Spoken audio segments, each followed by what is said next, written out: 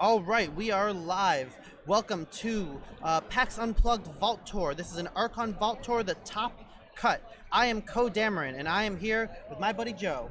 Hi. Joe, do you have an online handle or something? No. This is Joe. I'm just that Joe guy. I don't know. Joe was on the stream yesterday. You won your game in the second round. Did win my game in the second round. And Joe In helped spite of chat being right about my bad play. with the redacted. Yeah. I did think about it. You guys are right.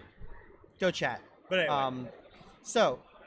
We will be casting. Joe helped me cast with Greg for Yes. the Grand Championships. Top 16, yeah. We casted your and Eric's game.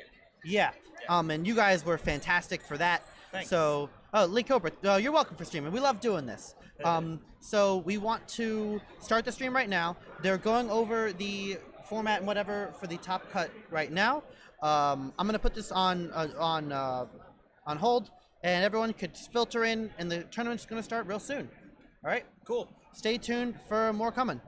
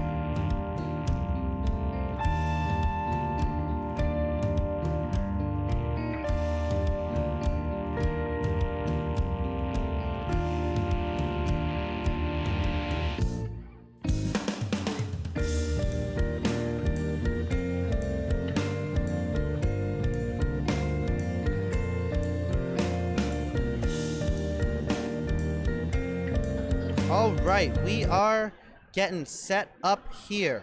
We got audio, everything's rocking and rolling. Joe and I are here. We got the top 8 match. So I'm actually very excited for this matchup. This is Sebastian at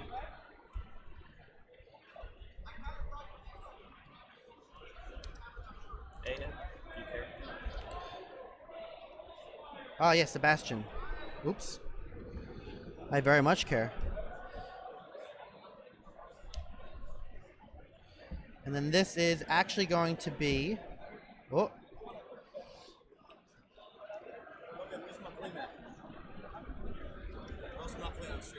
Oh, okay. Do you have a New York one? No, I don't. Rich didn't bring that. But it's his. Can you use the Death Park playmat? Do you have to? I don't like using the FFG playmats. Yeah, the only thing. It's just lucky match. It has this bouncing Death Park at the top. How is the bouncing Death Park there? Come on.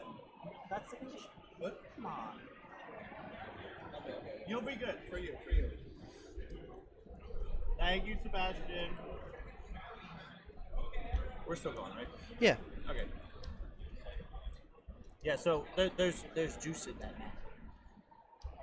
He was very excited about it all day. He was like, "This is his lucky mat." It's like he made it. That's stream though. On the mat. If he loses because of the mat, he's allowed to get mad at me. So okay, good. Yeah. No, but I love the fact that these are both purple decks. I think that's awesome. Both. Oh, they're both Worlds Collide. Yes. Yeah, these are both Worlds Collide decks. And I was talking with a bunch of people yesterday about liking Worlds Collide decks for this format, for Archon, and like believing that they will really compete and keep up with the few AOA decks that we'll see, and also keep up just fine with the Coda decks. So it's very, very interesting to see some really good Worlds Collide.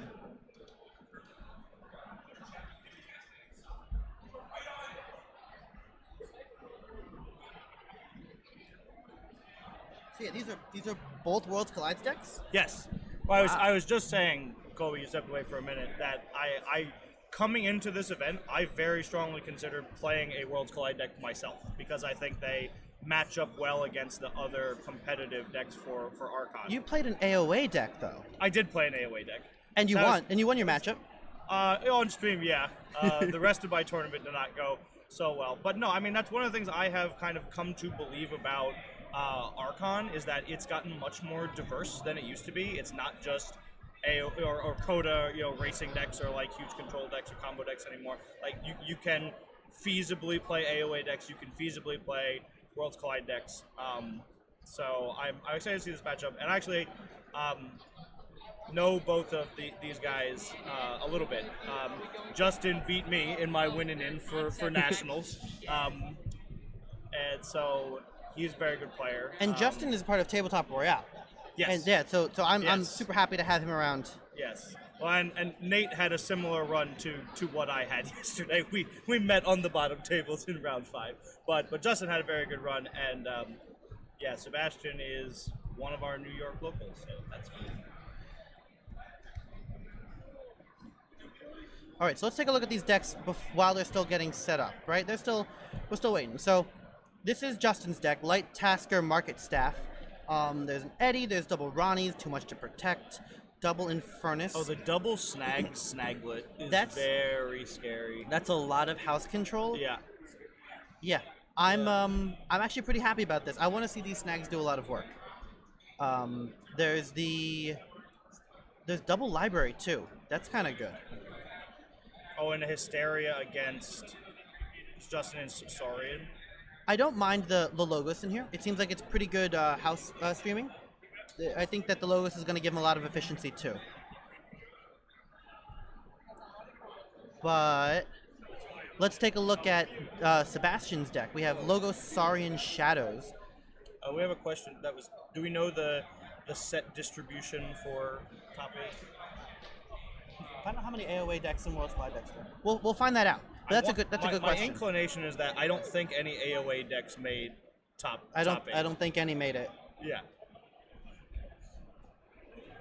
But definitely a strong representation of purple decks, Worlds Collide decks, and of course some Coda decks definitely. Look at the consistency in this Shadows so that list. was just started time. All right, time has started. So here we go. They're looking at each other's cards. Double Hawk, double Breaker Hill. There's the Crassosaurus, which we're gonna look out for. And yeah, Do you have Exile? there's no Exile, No Exile. Okay. and there's a tribute. Saurus Rex, Galeem. We have double Legatus Raptor with So actually, I didn't get to talk to Sebastian about his testing, but I know he did some testing on Crucible last night against, to test his matchup, and I think he feels pretty good about it. But I've seen, I haven't seen Justin's deck in action, but I have seen Sebastian's, and he really wants to take his time and get a board set up. To kind of counter these very Amber control-y heavy decks. Wait, who's playing that? So Sebastian is much more interested in kind of establishing a board, getting stuff set up, and then going for keys afterwards. So he's got the leader. He's got the Saurian leader. Saurus Rex, yes. Yeah. Yeah. And also another thing that I have seen, because I've watched Sebastian play this deck, he has been very good about the kinds of cards he puts under Jargoggle. Like he is setting it up like several, sometimes turns in advance. We have news. There are 5 Worlds Collide decks, 3 Coda, no AOA. But more Worlds Collide is interesting to me. That's what I thought coming into this. My thought coming into this, I did decide to play an AOA deck. My thought was the best players are going to be playing purple decks. I really thought that the purple decks really can stand up to even the best Coda decks. And that was my experience in doing the testing that I had done. Mine as well. Yeah. And there's another thing. Oh, so I did actually, now that I see the Harbinger and the libraries. So first of all, double Library of the Damned, very scary opener. And I did see this Harbinger do a ton of work against another one of our New York locals, against Noah yesterday. So... The board wipe on a creature is a very... I don't like it as much because it ends up being one of your opponent's cards. Ooh, look, you see? Yes. Oh, right, and then Sebastian has the double hawk. I love it. All right. I am very happy with the use of these hawks. I really wanted to know what he was going to target with them, and I bet he was waiting to play that hawk against the library when he put it under the Jargoggle. That's what that was there for. Yeah, I'm telling you, man. Like Sebastian knows how. Like he's very good about his deck knowledge when it comes to how to use Jargoggle. Like I've been very impressed watching him use the Jargoggle. So we have Infernus getting rid of Imperium and Hawk. That's pretty good. The second Infernus just to get out of his hand. Is any of the recursion gonna matter? What are you talking about? The purge. Is there any recursion that Sebastian has that matters? I don't think so. Breaker Hill. I like all the 2X's in Sebastian's list. Oh, and there's the other Hawk. Oh, that's so good. Yeah. How much amber but Sebastian doesn't even have any amber. Like, Justin's got plenty of amber control to keep Sebastian's hawks down. Yeah. But losing both of those libraries is really rough. That's what I'm saying. Like, I'm not even, like, it's not even that you got the extra amber value out of hawk, it's that you denied the libraries. Like, I think that's a huge deal, especially so early in the game. That's a very good role for Sebastian. Shoutouts to Everynone. Thanks for the typo. Yeah, but yeah. What's the game plan here? Who's gonna get the first key? I think I would say, based on what I've seen of these decks, that Justin gets the first key, but because of the Hawks giving some amber generation. Okay, so Breaker. Okay, move Breaker Hill to find kill it. I mean, Justin just seems to be playing his best cards. I think Sebastian's going to be trying to make the bigger board. I agree. Yes. I think that's definitely Sebastian's game plan. Another thing I have seen out of Justin's deck is he uses things like the Harbinger, and he will be okay letting the Harbinger sit, and then he'll like ward up his eddies and like put a bunch of stuff in the archive. And I've seen that be very effective. I do think that Justin is going to have a better control against Sebastian, and like Sebastian has to do a lot of this work just to get the control of the board and then win from that. Right? He has the tools to do it, I think. but Justin's going to be playing a much more Amber-focused game with much less efficient creatures on board and much more efficient Amber control on board. So I think, yeah, Justin, I do think Justin will forge the first key. But if he forges 2 before Sebastian gets his first, then I don't think Sebastian will be able to bring that back. Maybe? I don't know. We haven't seen any Saurians out of Sebastian yet. No, and I know that from talking to Sebastian prior to the event yesterday, and he enjoys playing from behind. He's very confident in his deck's ability to pull games back when he is behind. So he's confident in his late game. So that's one of the reasons I think I will see a key first out of Justin, just because I think Sebastian is going to prioritize the board control. And I would be. They're probably talking about reassembling automaton rulings because that guy is nonsense in rulings. Okay. Like, if you don't do all of the stuff, do you still get the effects?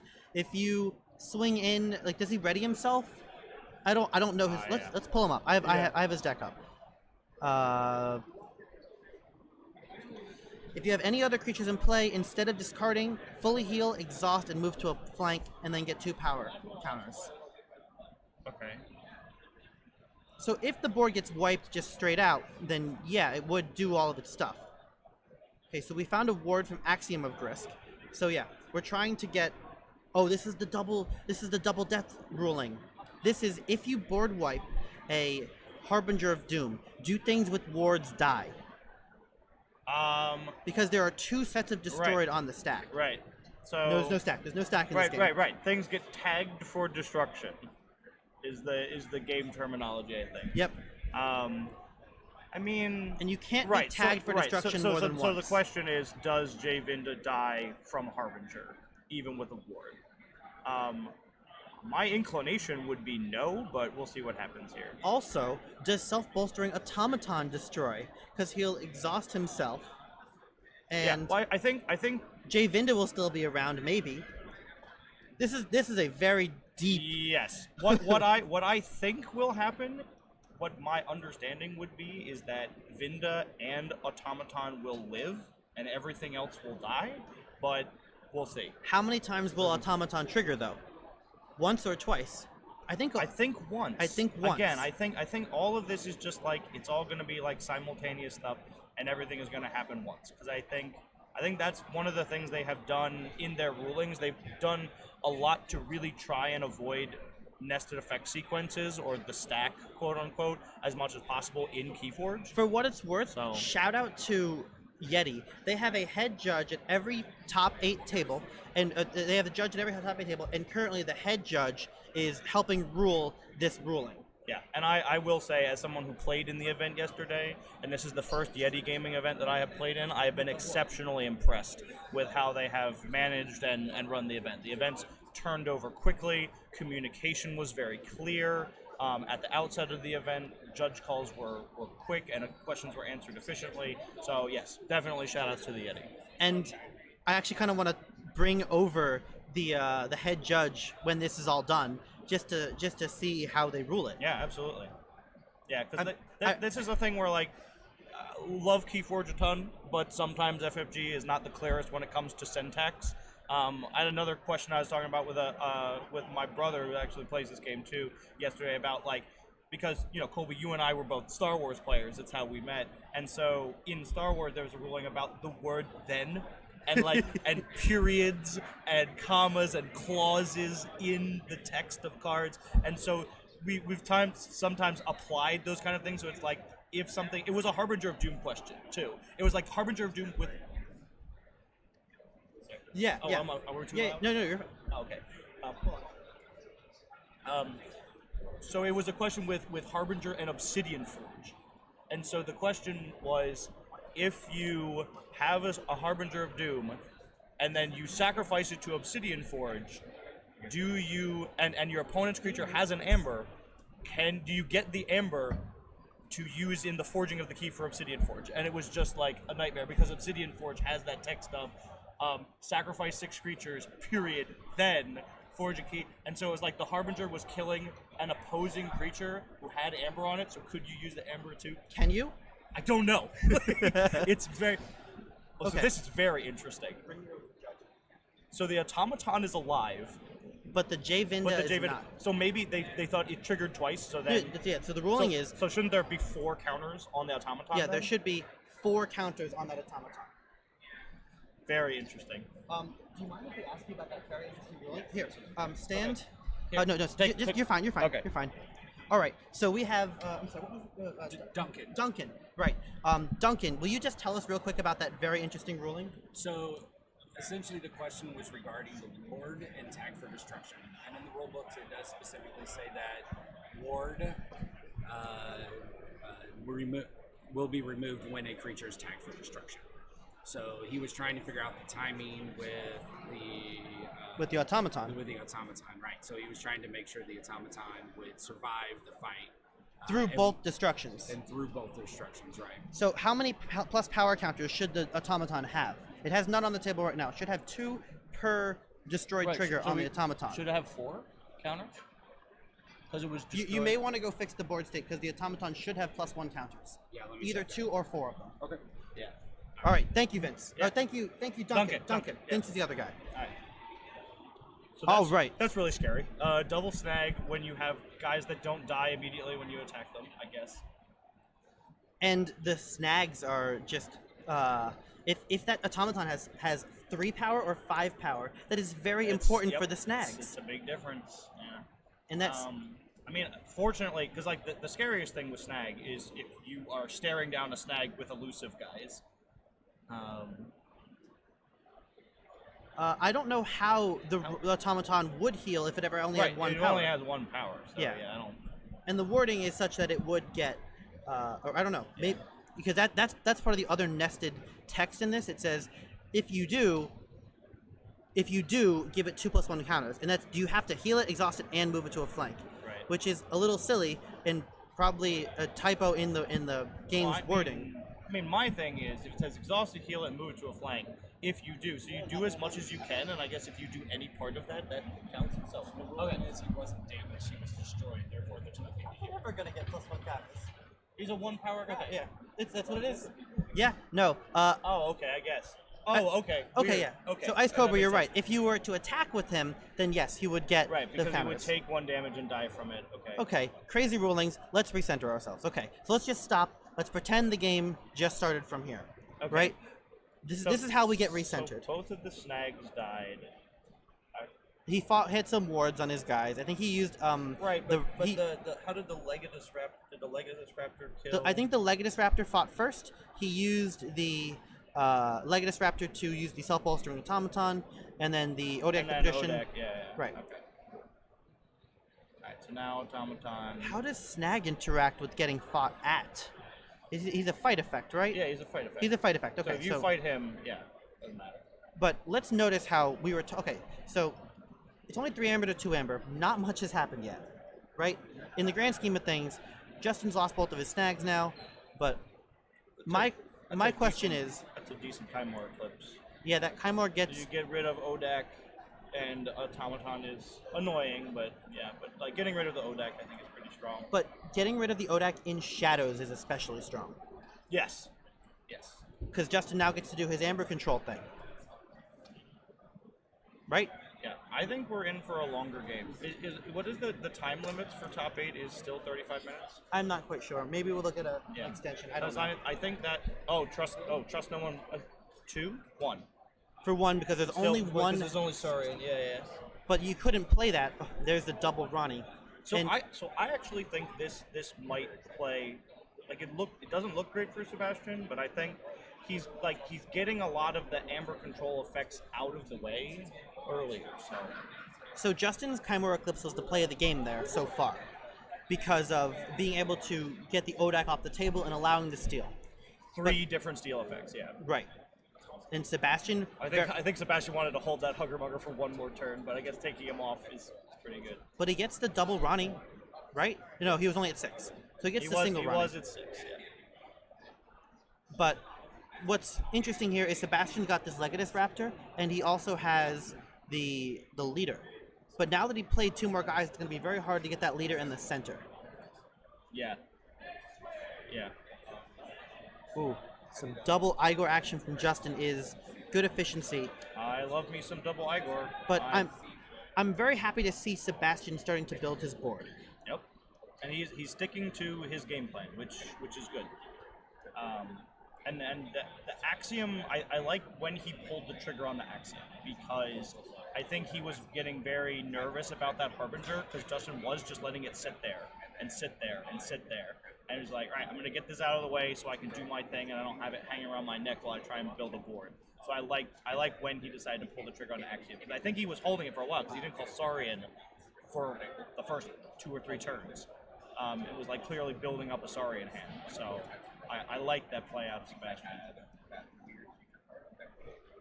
Group Think Tank always changes how I have to look at the board. Because it says if you have a I love it neighbor so much. of your house, you're going to take a bunch of damage. And it's symmetrical. Like, both Group Think and Mini Group Think, I absolutely love the design of it. Just very interesting, interactive cards who like care about having a board and interacting with a board. Very cool. And gets even more interesting with Quantum Finger Trap. With Quantum Finger Trap makes that card it so much. It actually makes Quantum Finger Trap a very strong card. Yes, right. Whereas it was a dud in AOA. So Sebastian goes Shadows twice now. Maybe he's got a 2/2/2 hand, and Cards Plus Board says to do. Into more. Well, I mean, yeah. That looks like a bad draw for Sebastian. That's just a 2 card, a little bit sad. Get my value where I can turn. Yeah. Did we see? We were paying attention to what Justin discarded from the Igors, did we? He discarded a bunch of Shadows cards. There was a Penny, there was the Vinda. Okay. And you can presume he took Logos cards, probably the Group Think Tank or the Wormhole Technician. I'm not quite sure. If anyone knows, let us know. But at some point, you just drew some cards. Yeah. And now Justin's board's actually getting kind of big. Cycles of too much protect.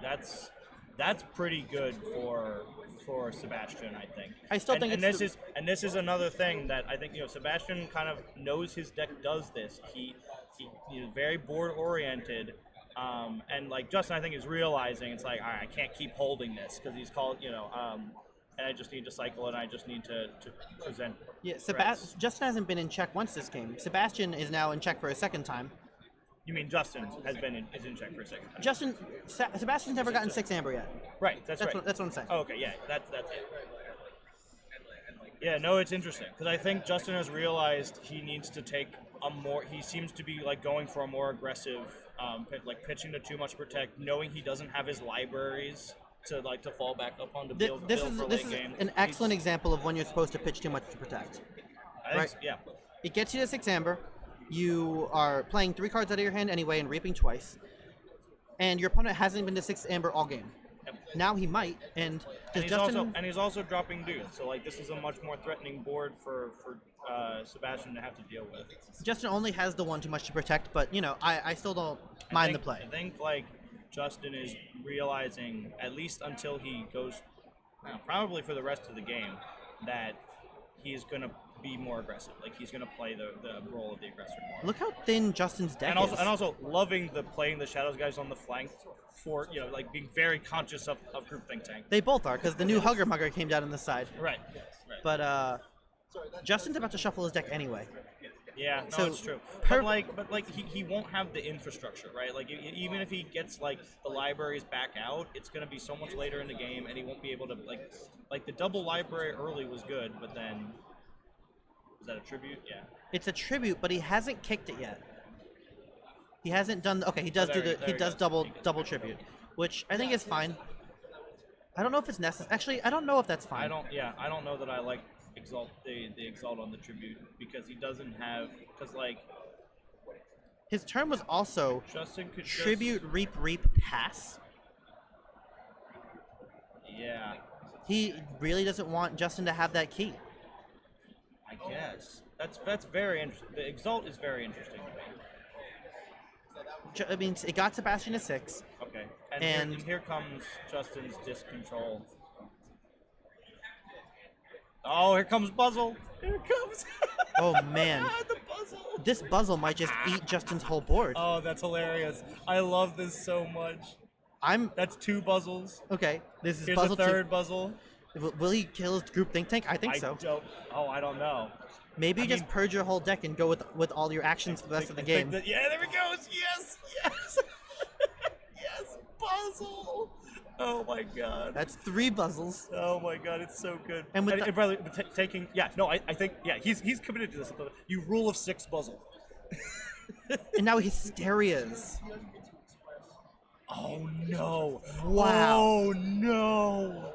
So okay, that's 2 Ronnies. It's 2 Igors. 2 Ronnies, 2 Igors, A Rot Grub. a Rot Grub, and he's gonna get the puzzle. So he's gonna play No. the. That's it's a disaster. Oh, that's disaster for Sebastian. Oh, And that's a Snaglet too. And he holds. Oh, and he probably does Snaglet for Saurian. Oh no. And he even has that play might end the game. the not finish with you. No. You know, he doesn't. Snaglet's action, right? It's Not a play effect. Does Sebastian have TMTP? Do we know? Do you remember? Yeah. So hold on. So Justin also goes not finish with you for double Infernus, Harbinger. What is it? 5 disc creatures Oh, this is sick. with a small deck. Justin. Oh man. Play of the game. Wow. Hold on. What does? There is a too much to protect. No, this is the other. No. This is with the Saurians. There is a too much to protect, and a couple options for Seb, but. All right. Well, let's hope he has the too much to protect right now. What a crazy play! That was insane. Both players have 0 keys currently. Yeah, no one's forged a key yet. That's what I was asking about the time limit, because I was like, it looks like this was going to be a long game, just the way these decks play. But yeah, this is a big turn for Justin. Okay, so the Crassosaurus for 10. Oh, no. Oh my god, what an insane game! This is why purple decks are the best. Oh man. Wow. Oh and man. 2 Raptors? It's still no force. Oh my god. He has no exile, but it's like. I think Justin also gave Sebastian 2 Hugger Muggers back into his hand, which is still just capture 1. Yes, that's true. It is still just capture 1. But, oh man. Crassiosaurus for 10 from you. I can't. I mean, if Sebastian has any way to put that into his pool, that is ridiculous. And Justin goes not dis. Finds a Tau Vapors. Oh, and thank you, Peter, for the clarification. Yeah, Sebastian has his keys off to the side, and will only put them on the mat when forged. Yeah, if we forge any keys this game. Yeah, right? Like, I'm gonna go find out what the time limit is. Yeah. Okay, so I actually like Justin going with the Igors this turn, because it sets up this... It sets up the, this Logos turn is fantastic, setting up the disc turn even better. If that Rock Grub actually lives, wow! I don't think Sebastian can let Justin's board live. It just keeps getting bigger and bigger. Justin does protect the Buzzle instead of the Rock Grub with the Titan mechanic, the Titan Guardian. I find it interesting that he sees all the value in that Buzzle. Maybe he's going to attack a ton of that Crassosaurus. Yeah, if you want to attack into the Crassosaurus, get your 10 Amber back. Buzzle's a good way to do that. But yeah, Justin still plays, 5 cards there with the Tau Vapors archiving 1. Maybe there was 6 cards. Draws 1, shuffles, draws 2. Yeah, so the format for top 8, this is a 35-minute round. And how many minutes are left? Did not ask that. Go ask that, and go ask Okay. if there's an extension. Okay.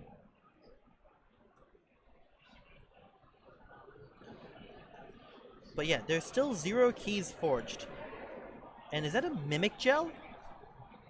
No, that's the self-bolstering automaton.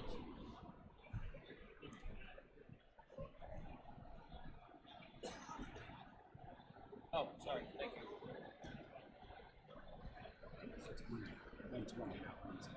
So is this best of 3? Top 4 is best. Top 4 championship rounds. Yeah, but this round is still 35. Will there be an extension for that? Yes. I just asked him. Okay. Yeah, so there's gonna be a little bit of an extension for this round. It is a 35-minute round. There are about 10 minutes left. There's 10 minutes? Yep, there are 10 minutes left. And then also just FYI for everyone watching, there's top 4 is best of 3, 90 minutes to play best of 3, and then the championship round is 110 minutes to play best of 3. Okay. So yeah, there's 10 minutes plus whatever the extension will be. But man, Wow. this is still a zero And, key they game. haven't been playing slowly. It's just been so back and forth. Okay, so here comes. I find this interesting that Justin is going to do the Crassosaurus kill on his Logos turn. Crassosaurus has elusive and is a 4/2. For the Ronnie. Okay. Okay. Oh, this is a terrible play. Justin, you're gonna walk right into the too much to protect, isn't he? Might. Unless there is an unless here. So Sebastian did have the daughter down. I don't know how many cards Sebastian has drawn since the Hysteria. It looks like he's got like 7 or 8 cards left. He hasn't played Shadows since the Hysteria. But he does have 2 Hugger Oh, Muggers. he hasn't played Shadows. Oh, that's a big. Oh no. Does he pull his right? Archon? He has it right. He hasn't called Shadows. Uh-oh. If Sebastian doesn't play too much to protect right here, does he lose? Probably. Justin did shuffle though. Yeah. Justin shuffled his deck and Yeah, might so have the- the too the much to two- protect back in his deck. Yeah, but I think it's way more likely that. Okay, so but see, like, so Justin has so much that even if he forges for 6, he's still gonna have 9 plus whatever he makes on his turn. So like TMTP is still good. But Sebastian has to forge that first key. Yeah. Yep. And Sebastian has been behind on board this whole game. He still feels in control because his guys are taller. Those are the purge Oh, cards. the puzzle. Yeah, they're just putting the puzzle purge cards. That is that's an Igor. That's an Igor. But yeah, discards an anomaly exploiter to take. I think it looks like a twin bolt, but I can't really tell. It'll be a Logos card, unless it's the too much to protect. There's the cutthroat. Okay, that's a good start.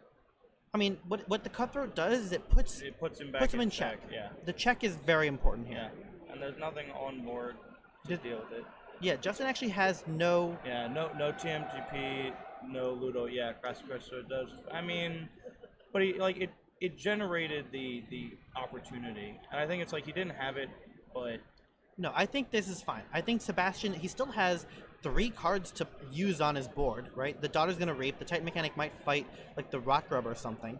yeah. It might fight into the other Titan Mechanic. The question No. is, how much is Justin incentivized to go dis just to? Okay, is he taking out the Snaglet? I think that Sebastian I might. like taking out this. Did you forget? Does it have elusive? No. No?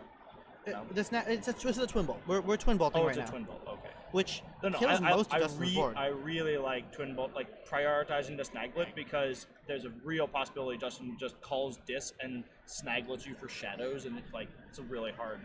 It doesn't stop you from going shadows. It just takes your steals too. Right, the steal 2 is really rough. Steal 2? It's steal 2, I think. Wow. Yeah, steal 2. Yeah.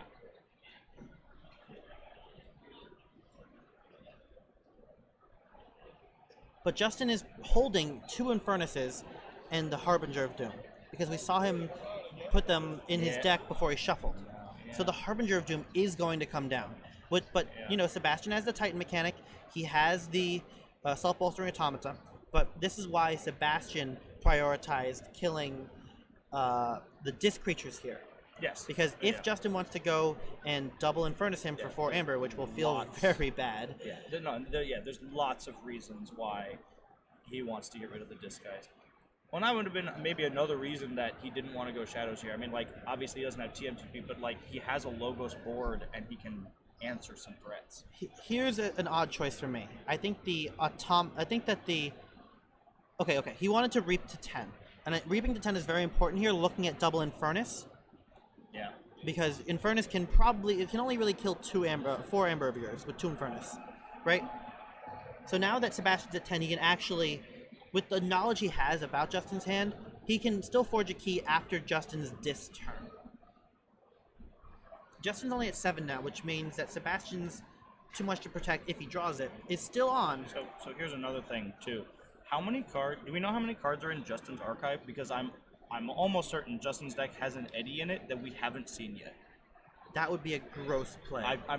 And with Hologramophone in play, that could be really brutal. Okay. All right. So he plays the disc turret. So, okay, here comes the There's Infernus. one. But good point with the Eddie. I think. I don't. It could have come down and I don't know, someone, but I think so. Get that tribute. It's not the best card in the deck, man. It's just tribute. Cutthroat? Watch him take out Ronnie or something. Or like a card with... You can still kill a card with no Amber. Or like, I don't know, something like Axiom. He's considering... Yes, I like this play. Okay.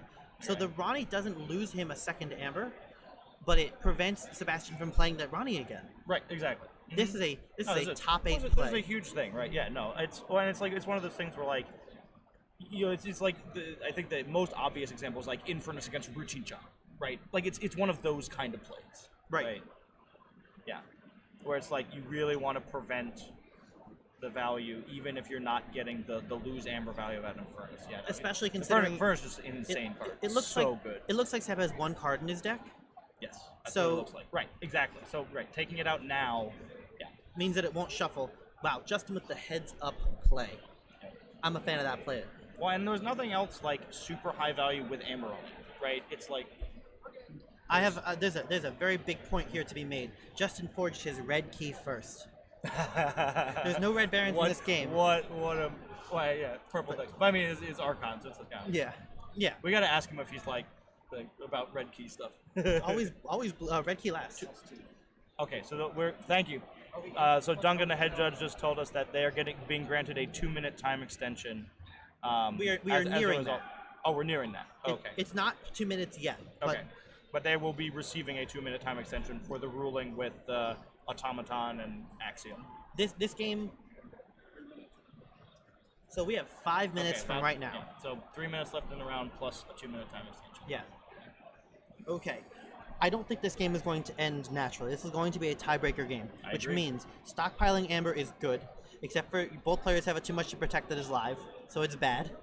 And we're almost, so we almost know for certain, I think we do know for certain at this point, that Justin's TMTP, or no, Sebastian's TMTP is in his hand, right? Because he didn't cycle it and he's gone through his deck, and he hasn't played it. He plays the Subtle Maul, which I kind of like. Like the Shadow's turn, getting the Subtle Maul value might be like extra value right now. Yeah, what has he got? What's the glare down there? It's a self-pulsing Automaton and an Igor, I think. Okay. Ooh. One of them is definitely Automaton. Ooh. Low blow to the death board. Oh, wow. Oh, no. Oh, no. So go ahead. So, update to, so there were 5 Worlds Collides decks and 3 Coda decks. All 3 Coda decks won. So he did play TMTP. Okay. So he did miss. Okay. Okay. Thank you. So yeah, he played it for 1. So it shuffled then. Did it shuffle? I think it shuffled then. Yeah. Yeah. Right. Thank you, Chad. Thank you, chat. Wait, so did you say that all the Coda decks won? All the Coda decks won. So it'll be one of these Worlds Collides decks and 3 Coda decks. Sorry, everyone, including us. Right? Yeah. Purple decks for life. But okay, both players' TMTPs are live in the deck, and there's the Eddie. There's the Eddie. Yeah. I see 2 cards in archive. Maybe there's 3. It's reasonable to assume it's a 2. The Tau Tau Vapors, the Eddie, and then there might be another. Yeah. But Seb finally has that board control he's been looking for all game. Whoa. Some very strong Coda supremacy opinions in here.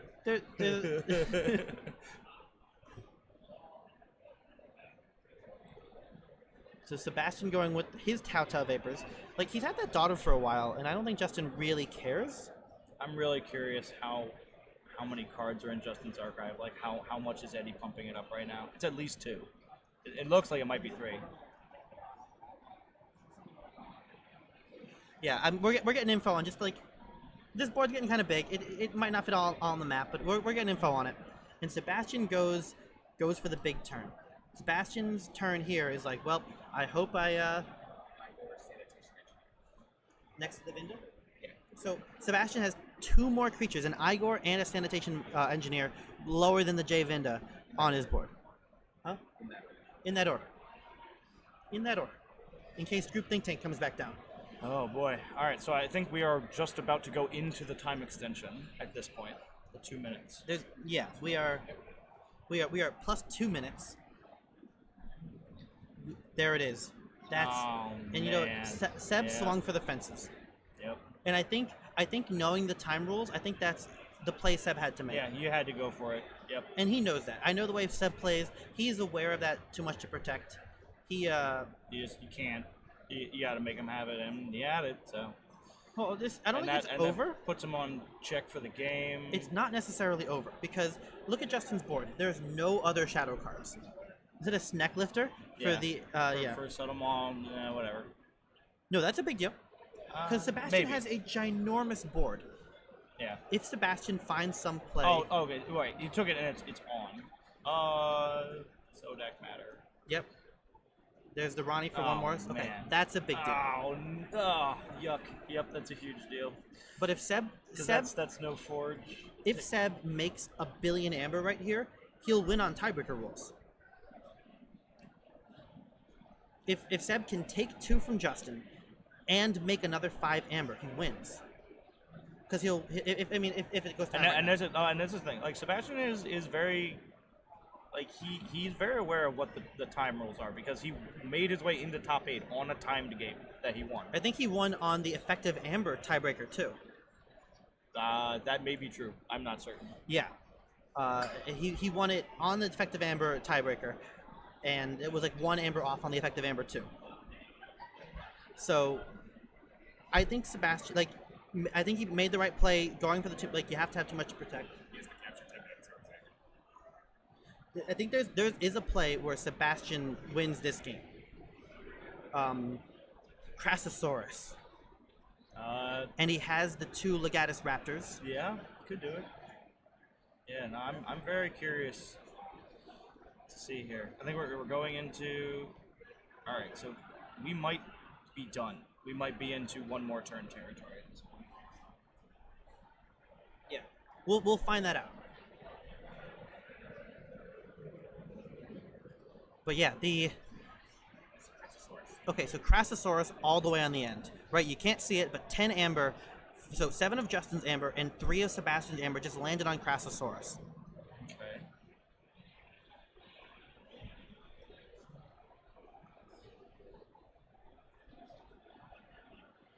All right, so we're on a Saurian turn. So he's got the double Legatus Raptor. Okay, so this is Sebastian's last turn. Justin will get another turn. Which I think if this was Sebastian's last turn and Justin didn't get another turn, I think Sebastian wins this game on reaps. Maybe not. He has to reap a lot. But otherwise, Sebastian also didn't pull his archive when he wanted to. Oh, man. I think he was too excited to play the Crassosaurus. Well, and the thing, too, is like the game has been very intricate. There's been a ton going on. It's just one little thing.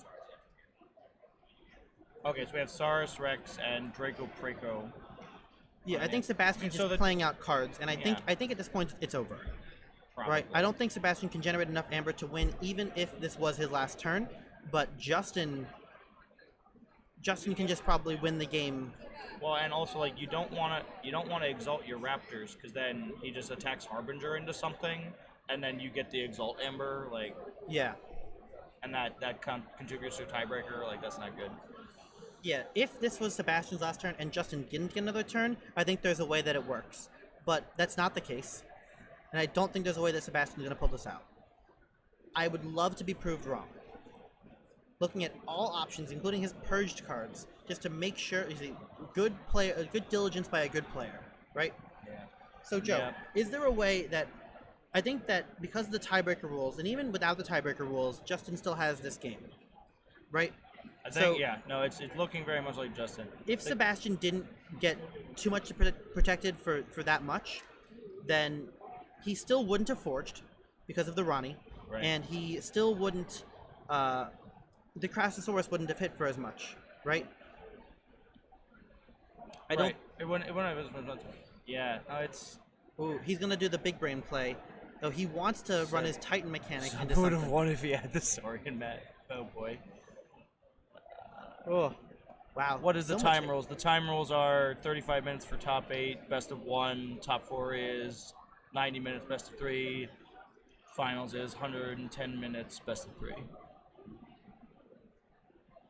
Yeah, and the point is that Sebastian has to have enough amber to forge a key and be ahead of Justin at the end of Justin's turn, Right. which is just not going to So happen. yeah, so they're asking about tiebreaker rules a little bit. Yeah, so it's like if at the end when time is done, if you have enough amber to forge a key, you forge a key, and then you see how much amber is left. So even if Justin has 2 keys, if Sebastian had like 10 amber, he would forge a key, and then you would still go to the whoever has more amber tiebreaker. So Seb used his self-bolstering automata to do stuff. If I were him, I would be writing that Titan mechanic and that Titan Guardian into something to draw 2 more cards. There he goes. Trades the Titan mechanics, looks for the Hail Mary answers. yeah, I That's mean, what you got to do. This is one of the best games of Keyforge I have seen. This was an excellent game, and I think, yep, he knows that that's it. He can't quite get there. So he won on. So I'm wondering how much. Let's see if he turns over the archive. Like, how would the archive have made the difference? Because like forgetting it is a mistake, but I don't know if it's like a game-winning mistake or Well, game-ending mistake. We'll get both players over here after their game. But actually, there might not be much time to do interviews with Justin because the next round is probably going to start shortly after this one. Fantastic game. Yeah, really excellent. Yeah. Oh my God! F in chat for Saurian playmat. Yes, let's do it. Rip the Saurian playmat.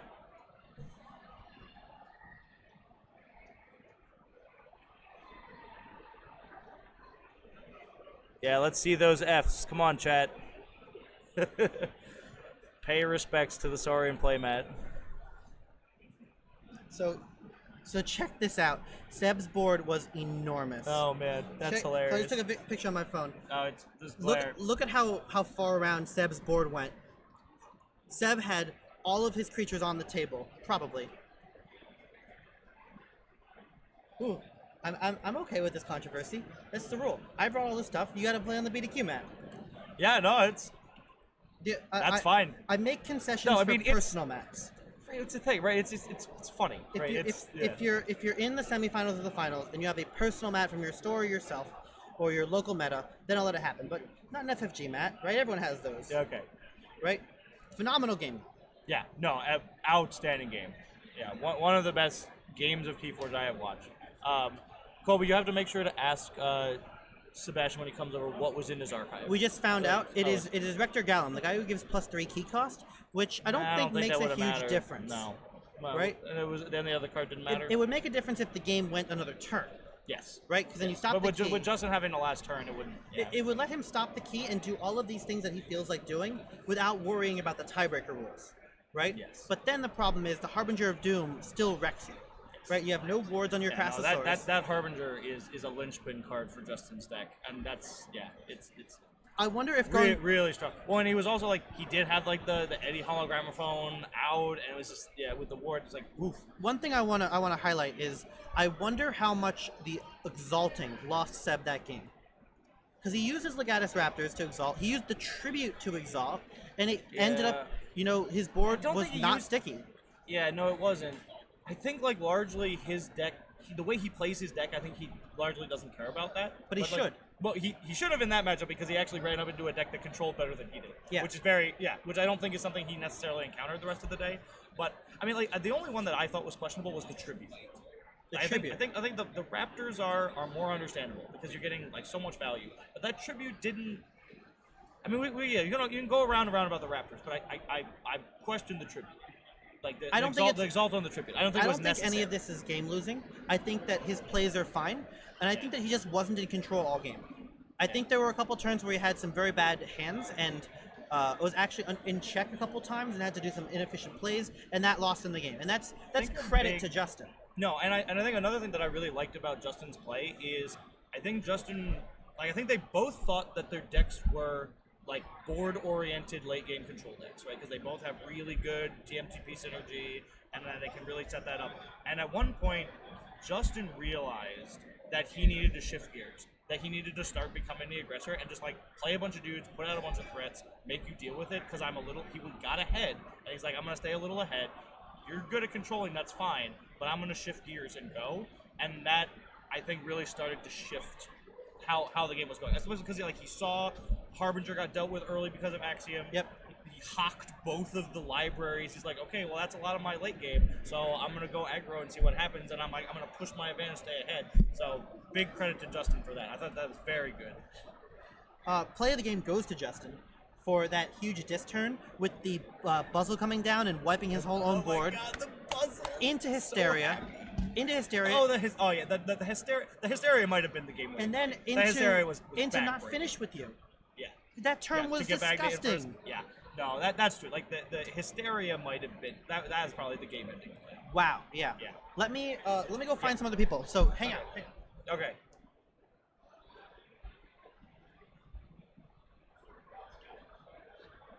Hello, chat. Did we get enough Fs? Did we get enough Fs for the Saurian playmat? Let's look at what you all said. Don't exalt if you can't protect. I think that really it's context dependent. Like I think it really matters how you can bring it back, how you can control it, and like what value you're getting out of it. Sometimes you get more than an Amber's worth of value out of an exalt. Like if you're controlling their board, if you're killing guys. So I don't know about don't exalt if you can't protect as like a general. I think it's context dependent. I'm looking at the chat. Yeah, no, the chat's on fire right now. Mandatory here. Scroll up. Exalt to exceed of a point. Yeah, of diminishing return. Right, but that again, that's dependent on the game. Use all the tribute in hope of a big TMTP. Maybe, but like if you don't have that in hand, given how close the game was, like I that's dubious to me. But hey, Justin 5-1 the event and made day 2, and I scrubbed out. So you know. Yeah, they're in these seats for a reason. Yeah. So I've lost to that deck of Seb's a lot of times, and I think it just didn't get rolling in the right directions fast enough. He also never found his leader, which is a big part of that deck. The being able to tutor. Okay. So this is a very interesting thing too. I like this comment. Great to see a Worlds Collide deck in the top 4 that does not include Saurian or Starlines. Particularly does not include Saurian.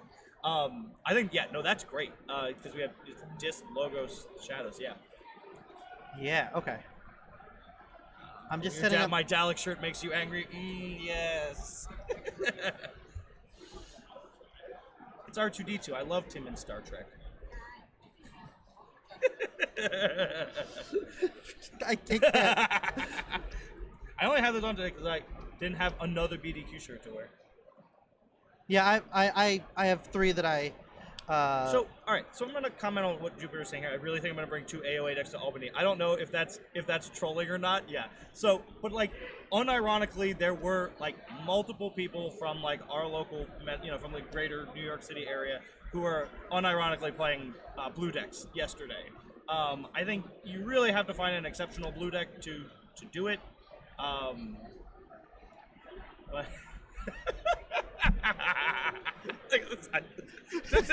talk about this shirt. Well done. Well done.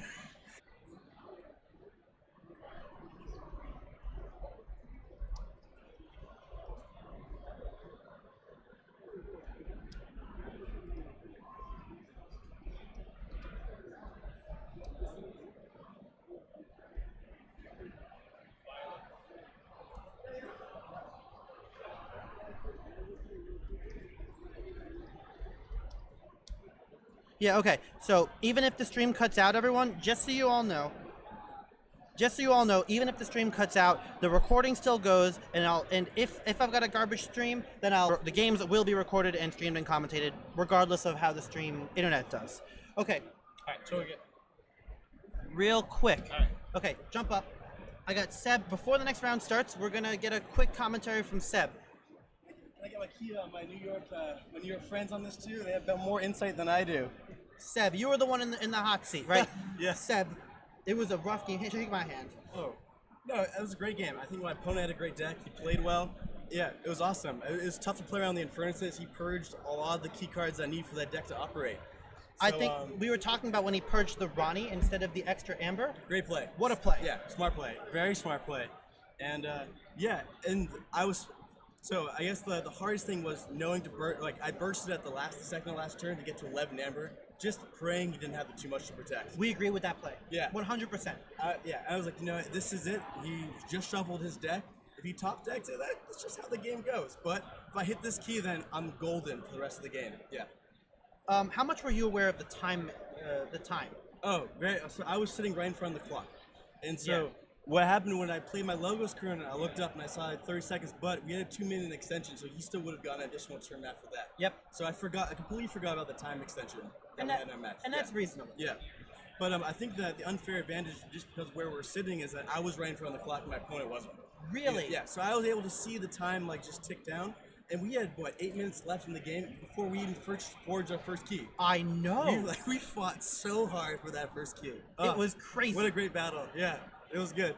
and I gotta tell you, I really don't think that there were a ton of misplays there, but I think that your deck was working backwards because you had the Hawks early and you didn't find your leader. I've fought this deck a ton. Yeah. And without that Saurian leader, he's so crucial to the deck. Just being able to get any card that I want. Plus with the Raptors, I can do it 3 times in 1 turn. So I can get the Axiom, I can ward my whole board with Imperium, and then it's just off to the races from there. Yeah.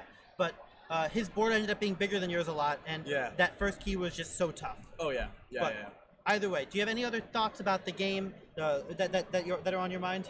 Yeah, I really hope a Worlds Collide deck wins this Archon tournament. You know what happened? There were 5 Worlds Collide decks and 3 Codas. No. Now there's 1 Worlds Collide deck and 3 Codas. No. Because the reason why I chose this deck for this tournament is because it eats Coda Rush. It just eats it up. It eats it. Yeah, you get Amber fast, I capture all of it, and then I wait to do too much to protect for large Amber swings. It's just, it does that really efficiently. Double Hubbermugger, Crassosaurus, Tribute, I can capture 16 Amber and just sit there. And you do. Yeah. And you did, and it just didn't work out. The Harbinger of Doom was also kind of rough. Oh yeah. But anyway. Game of Chicken. Best ruling of the tournament. Oh yeah. Crazy ruling with the automaton. Yes. It's so good to get that cleared up. I gotta get the next game started. But thank you so much. Thank you for having me on stream. I like your sweater. Oh yeah, the New York City. It's our team, New York City. Love it. Yeah. Right? Yep. All right. Local meta. Yeah. Anyways, man. Good luck the rest of the stream. All right, we have the next game set up. I was already typing out the names. Hold on, we have to. I guess we should decide if I'm gonna do this. How are you people? I'm good. I gotta flip the names real quick. It's his thing. Sit here. It's me. We can call Joe, right? Joe. Yeah, no, I like watching Joe. I'm like, who chose better at this than I am? But, no, I'm gonna play some Keyforge. Okay.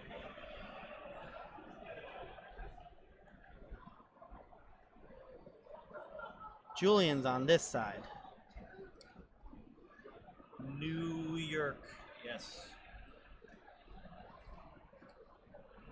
Alright, so I have much less individual insight into these decks. Same here.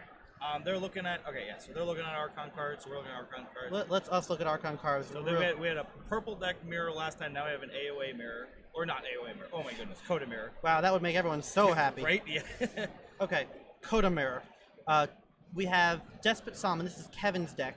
Triple Hunting Witch, Key Charge, Witch of the Eye, Sneck Lifter, Safe Place, Triple Nerve Blast, Time Traveler. This deck's gonna go fast. Yes. This very is fast.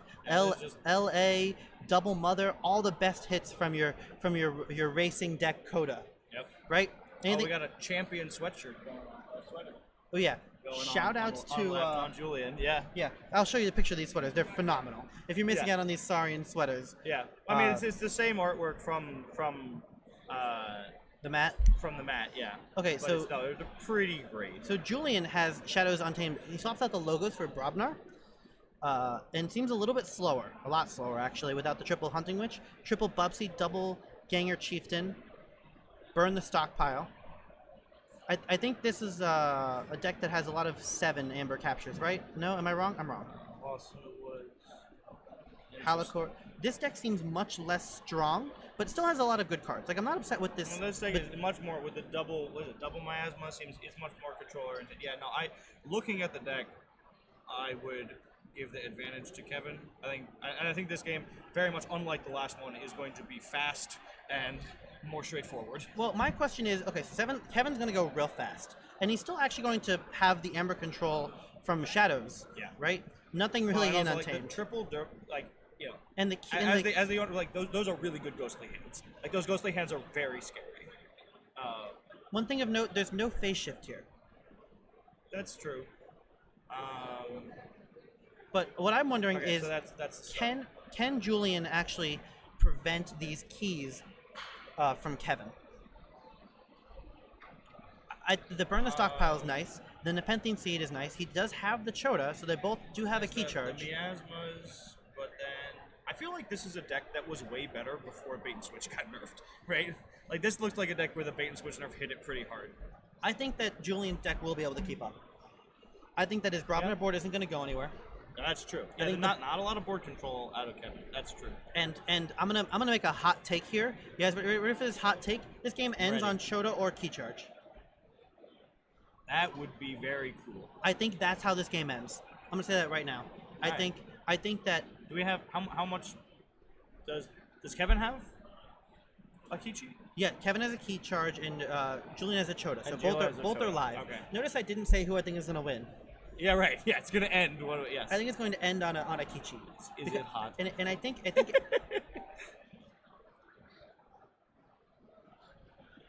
What we gotta get like Andrew to bring his fuzzy Gruin over here too. Yeah, show off some of the Voltor swag. didn't those sell out very quickly? They sold out instantly. Yeah, Are there any more? No.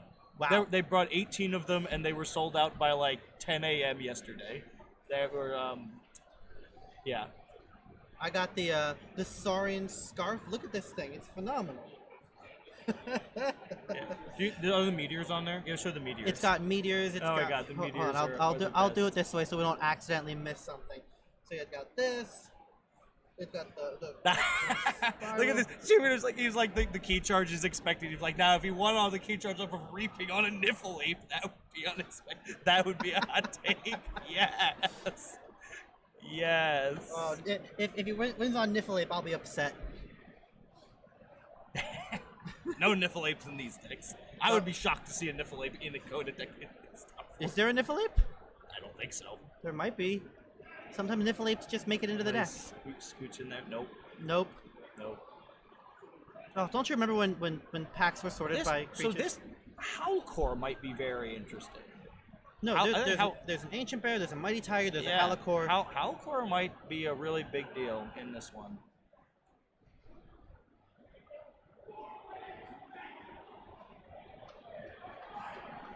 No, there is no Niffle. No Niffles. Oh, and turn one Howlcore, there it is! And the Ghostly Hand for no value. Still a very, very strong There card. was safe place. Ooh. Does Julian have any Amber artifact control? That safe place might actually be a safe place. Artifact control. He might. I don't know. I don't see it. I wasn't paying attention. Coda, not known for its artifact control. That's true. Not known for it. No common artifact control in Coda? I don't think so. Ooh. Yeah. EMP. EMP is rare. Gorm is uncommon. Whispering Reliquary is uncommon. Yep. Okay, so here's the Dust Pixie. Yeah, we're Yeah, it's tiny keys. It feels so weird. Burger tokens are so good though. Like tiny keys, but burger tokens are awesome. Yeah, look at Kevin's keys.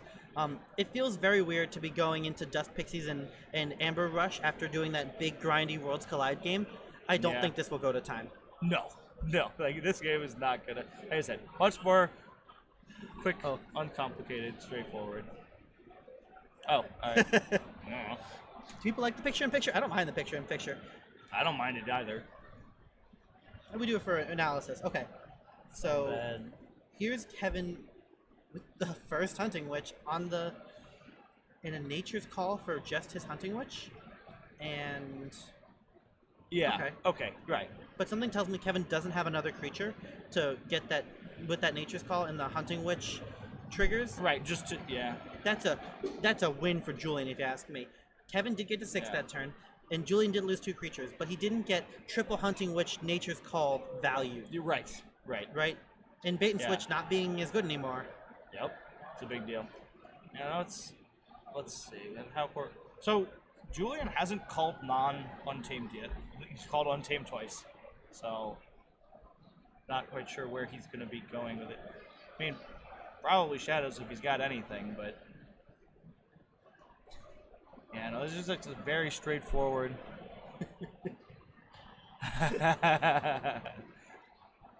Is Julian going to stop? I want to see a Bumpsy come down. Bubsy would be very strong. Bumpsy seems like fine he here. wants to go. I think you want to go Rob here, but you also don't want to give him the Forge. So yeah, Bubsy would be Does perfect. he have a way to kill the Hunting Witch without the... There's not a great way. There's Anger. No, doesn't he have the? How Does much he have does- the Mighty Tiger, or does Kevin have the Mighty Tiger? I think it's in Julian's deck, but okay. Untamed again. Very interesting. He did just put 2 Untamed cards back into his hand. Yeah. I want to see if this Hunting Witch dies. Discarding? Discard Nepenthe? There's got to be a I'm very confused. remote access. Yeah, there's the remote access. He's playing under the okay. remote access. I don't. Okay. And there he is, the Gruin. Fuzzy Gruin. Not in plush form. Oh man. All right. So what do you think about like playing around the remote access that hard? Phenomenal. Yeah. Perfect. All right. Has Kevin played any Logos cards yet? I guess that's true. He has not. And you know he's not. There's nothing that Julian really wants to get back. I guess so. All right. Also, Julian needed to take this turn when he's not under a ton of pressure.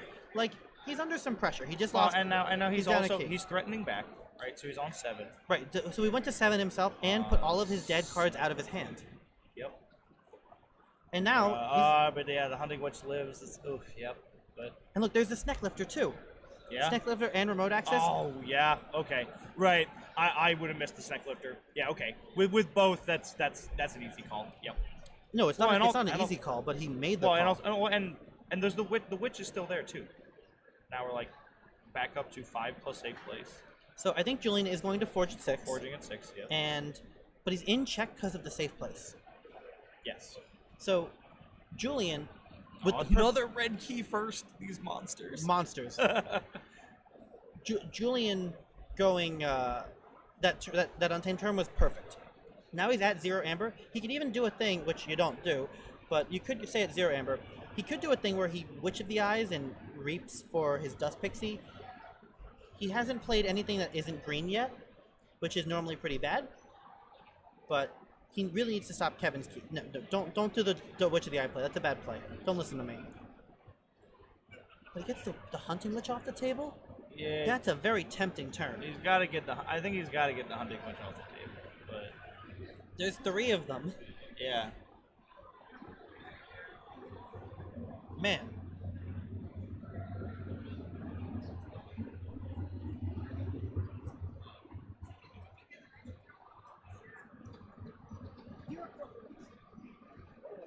So yeah, he's thinking about it pretty hard. I still want to see a Bumpsy. Okay, so this is the second time Kevin has gone to check on 6 instead of on 7. Well, he's on 5 now. But, like, the burn the stockpile's dead. If Julian's holding a burn, Yep. All right. good call. All right. We like it. You can't keep going green. Looks like a Shadow Self in hand. Okay, that's also good. Watch him shift his board over. No? Is that it? Ooh. Ooh. All right. So Julian had the option to do 3 guys. One of them attacks the Hunting Witch. One of them picks up the Dust Pixie and gets like 4 amber in total. But instead he goes to stop the key, and that's correct. That is entirely correct. Yeah, especially because you're playing against a really good racing deck. He's already on 1 key. Yeah, you don't want to let him do his thing. But Keys for ants. But we know what this tells me. I can't see Julian's hand, but I have X-ray vision. There's 4 Brobnar cards in Julian's hand. yeah, like definitely. Easily. There's got to be, right? Yeah, because you went And I green. bet You went green like 3 times in a row, and then that was the first Shadows turn. Yeah. There was only 2 Shadows cards. Right. And I think that Julian is holding the burn the stockpile. And the reason I think that is because he's been kind of upset every time Kevin goes to 6. Yeah. And he let the Hunting Witch live like, too. Kevin probably notices this, right? Like he goes to 6 very much on purpose. That's a strong play. Yeah, Ritual of Balance is one of the few Amber control cards in Untamed. Yeah. At all. Yes. In any set, yeah. Way of the Wolf? Way of the Bear? Way of something. Yeah, way of it probably doesn't matter. And look, Kevin does it again. I don't know if he's doing this on purpose because he's playing really just as efficiently as he can, but he's check at 6 again. Julian, these bumpsies need to come hit the table. Yep. If Julian goes Brobnar, Like Kevin's deck is like the epitome. Like if you're looking for like what's the best example of top tier Coda racing deck, it's Kevin's deck. Like that's you take one look at that deck list and you're like, yep, that's a top tier Coda racing deck. hey, it's got Time Traveler, it's got Library Access, it's got Triple Hunting Witch. Really aggressive Untamed, right? Triple Hunting Witch. And I mean, it's and a good aggressive shot. Well, and it's consistent is the thing too. Like it looks lots consistent. of multiples. Yeah. I think Like Kevin is double Kevin Nerve is Blast, double Ghostly Hand, triple Hunting Witch. Yeah. Kevin has put Julian in check every turn of the game. Other than like the first turn or second. Yeah. No. It's very. When a Hunting Witch just continuing to live, like it. I don't think Julian's playing incorrectly, but it's just like, man, it's so hard to let that witch just sit there, completely unprotected. Does Julian have any way to deal with the safe place? That's going to be a hard card. Right, we're looking for this.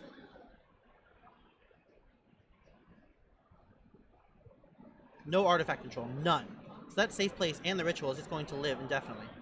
Okay, I love this play. Here's the Brobnar turn. All right. Ganger Chieftain for Bruno. Bruno, which is no. Just fights into the Hunting Witch. Why is it damaged? Because they just fought the Hunting Witch. But it's next to Halcor, right? No, Halcor is flank creatures. Oh, it's flank creatures. Which is necessarily bad with watch, he's gonna do Bruno again. Yes, he's gonna do Bruno again. Cause you ready for it? You ready for it? Yeah, I'm ready for it. It's a burn the stockpile. You're right, it is. Because it set him up the bomb. That someone set him up the bomb. Yes, right. Yeah. Yep, there it is. All right. So he finally gets that value. He gets value on his card. He gets 2 creatures that he needed to kill off the board. He gets the old Bruno Amber is now gone, and he gets out of check. That is a perfect turn by Julian. Very complicated turn. Yep. And notice how Skirmish there would have been bad for him because old Bruno wouldn't have died. Wanted old Bruno to die. Yeah, that's right. Phenomenal. And with the Ganger Chieftain, everything there had to line up just right, and it did. Yep. And that is no accident. Yep. That is not luck. That is Julian playing as a skilled player, and he is still behind. Yeah. No. The race is on. I'm most upset about this safe place. Was Kevin the 6-0 yesterday? Maybe, I don't know. I think he was the 6-0 player yesterday. Yep, get the Witch of the Eye, that's fine. That's not supposed to live anyway. Yep, and back in check again. That's oof. Reap? Yeah, with the Reap. Just play your threats. Now one Bumpsy doesn't do it. Yep, it's a safe place. And a safe place, like the fact that he got value on his burn the stockpile under a safe place, that's one of the hardest things to do. It's really hard. Yep. I wonder if Kevin had a bigger turn in a different house. He hasn't played Logos all game. He only played 2 cards there. Yeah. I really bet you that the Logos turn was more efficient, but it didn't need to be more efficient. Exactly. Like he's just like, well, if I can threaten, and I can threaten, I'm just going to keep doing that. I'm going to keep making you have answers.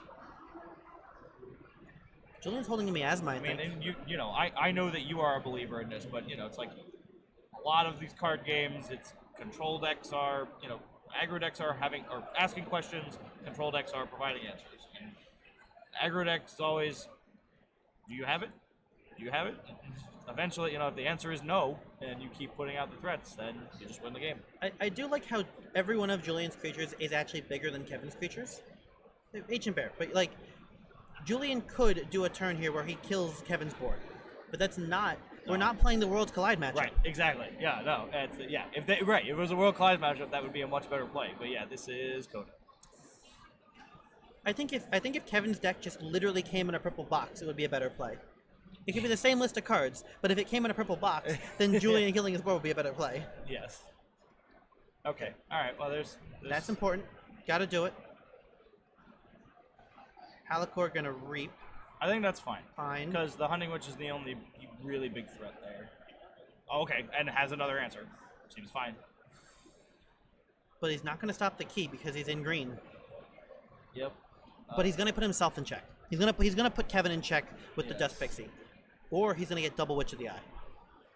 Want to say, yeah. No, I like the Dust Pixie here. It's Dust Pixie because it puts you in check. Yeah. Or puts Kevin in check, right?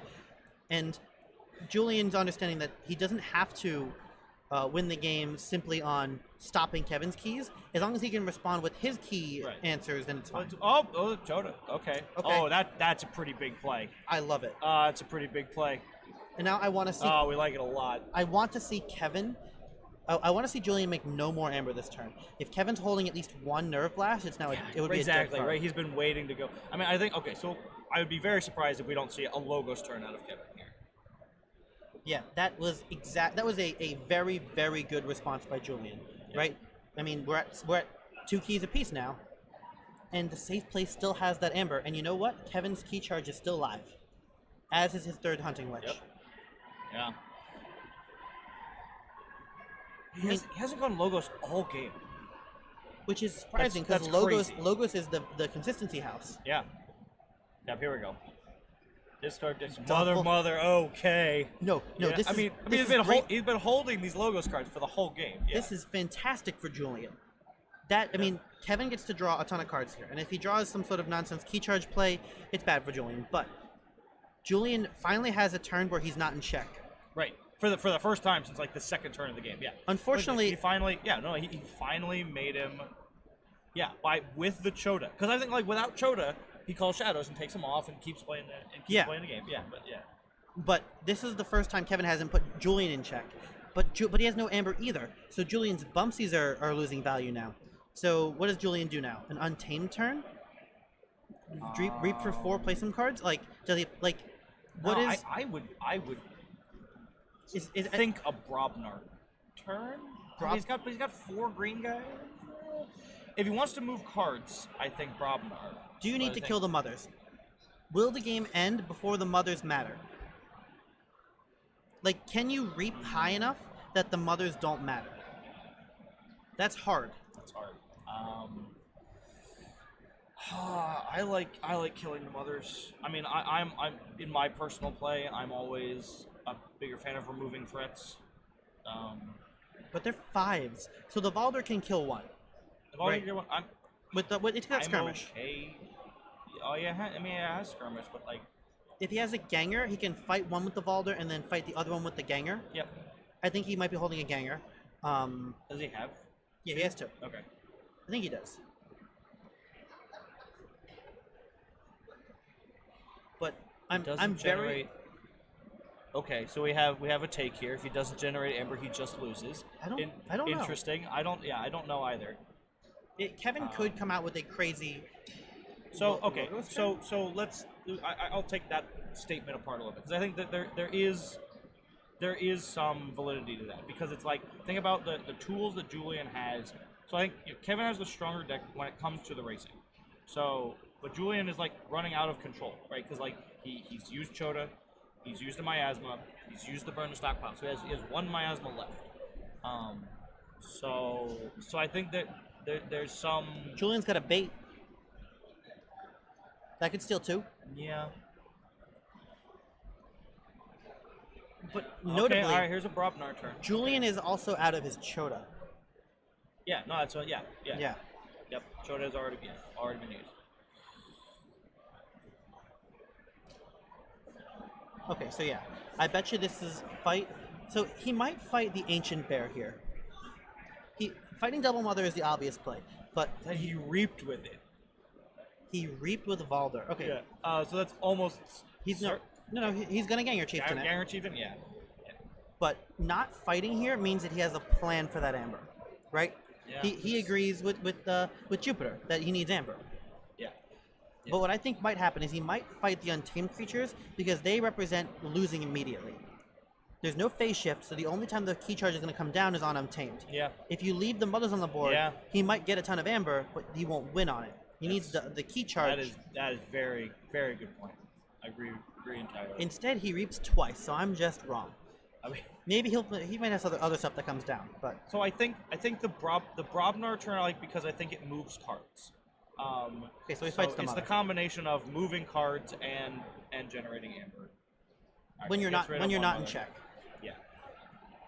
And like definitely don't want to stay on one. I think you want to try and generate at least one more amber here because then like steal effect into Ghostly Hand is horrific.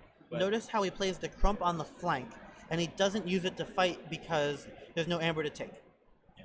And look at Julian's board. The numbers are very large. Yeah. But he does fight the mother, which is fine. 2, 3, 4. He's 4 on 4. Supposed to go into another Brobnar turn here, but depends on what he drew. What's he looking for? I think it might be a library access turn. I would very much like to see a library access turn here. I mean, he's got it. He might have played it. Okay. What do we get? Okay, so he What's in the box? already played the. He played a library access. Yeah, it's off to the side. He purchased That's it. right. Okay. Bigger. He's going to get one. He'll heal. Does he want it? Yes. Yeah, absolutely heal the crump. Yeah. Definitely. Oh, the Valdir, but yeah. The Valdir, yeah. Definitely heal the Valdir. Get that amber. Love it. And then draw the second card from. Help from future self. Yep. Right, I Here forgot we go. about that. He's got time to everyone. Yep. Yeah, because you just didn't call Logos for so long, we forgot what Logos cards were in his deck. Man, this is a big turn. This is GG. Huh. I don't think it's GG. I think that... Okay, so what's going to happen is Julian's going to play a Shadows turn, play Miasma, and then Kevin has to have the key charge. Key charge. And which after a library access turn he will. Yeah, he's going to have it. Yeah, so that might be right. This might be GG. But yeah. Julian might see that coming and have a counterplay. But like, what? Because Julian has too many cards left in his deck, and there's like nothing else that he can. Like the Miasma's it, right? He has to take a bunch of amber. Maybe he can Urchin, Dusk Runner... Oh, wait a second. Unguarded Camp? Unguarded Camp. Hold on a second. Shh. That's our secret play. Okay. Unguarded Camp.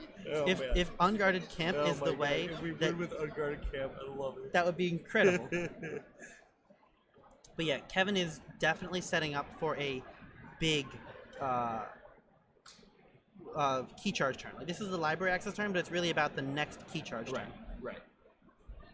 Yep. Remote access. He has to use Oh man, that discard and pen seed is a play I never would have made, and it's an incredible play. double Dexter. Dimension Door too late after he already captured all the amber before he reaps with the mother. No, there's no phase shift. No, there is no phase shift. Yeah.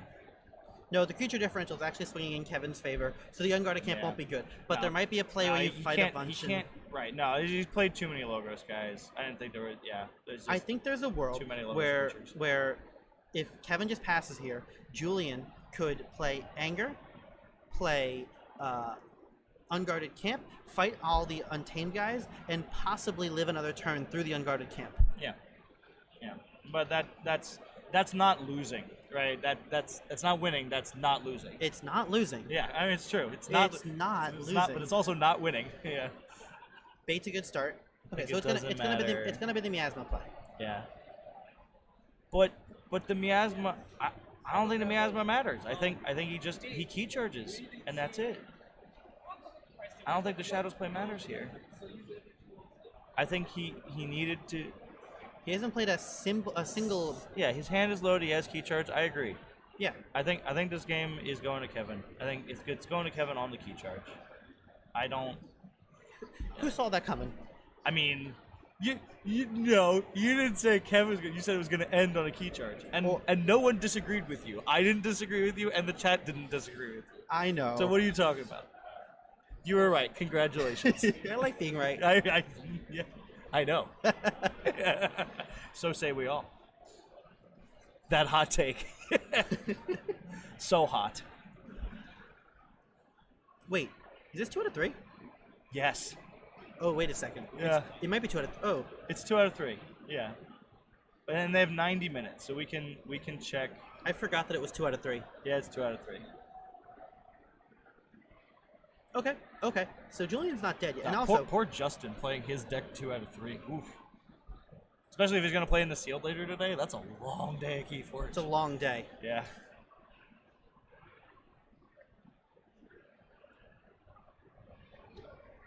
I think there was a... If... Okay, Yeah, so... it's just, I don't. No, this Unless is he important. thinks he can really steal him down so low that he can't reap up for key charge, I just don't see that happening. I'm trying to give Julian credit here, but Julian knows that it's over too, Yeah. right? And that's it. Yeah. All right. That might have just It's been on like, board. I want to play my cards. Yeah. It's on board. Yep. Yeah. He needs no additional support. And he has like 12 cards in his hand.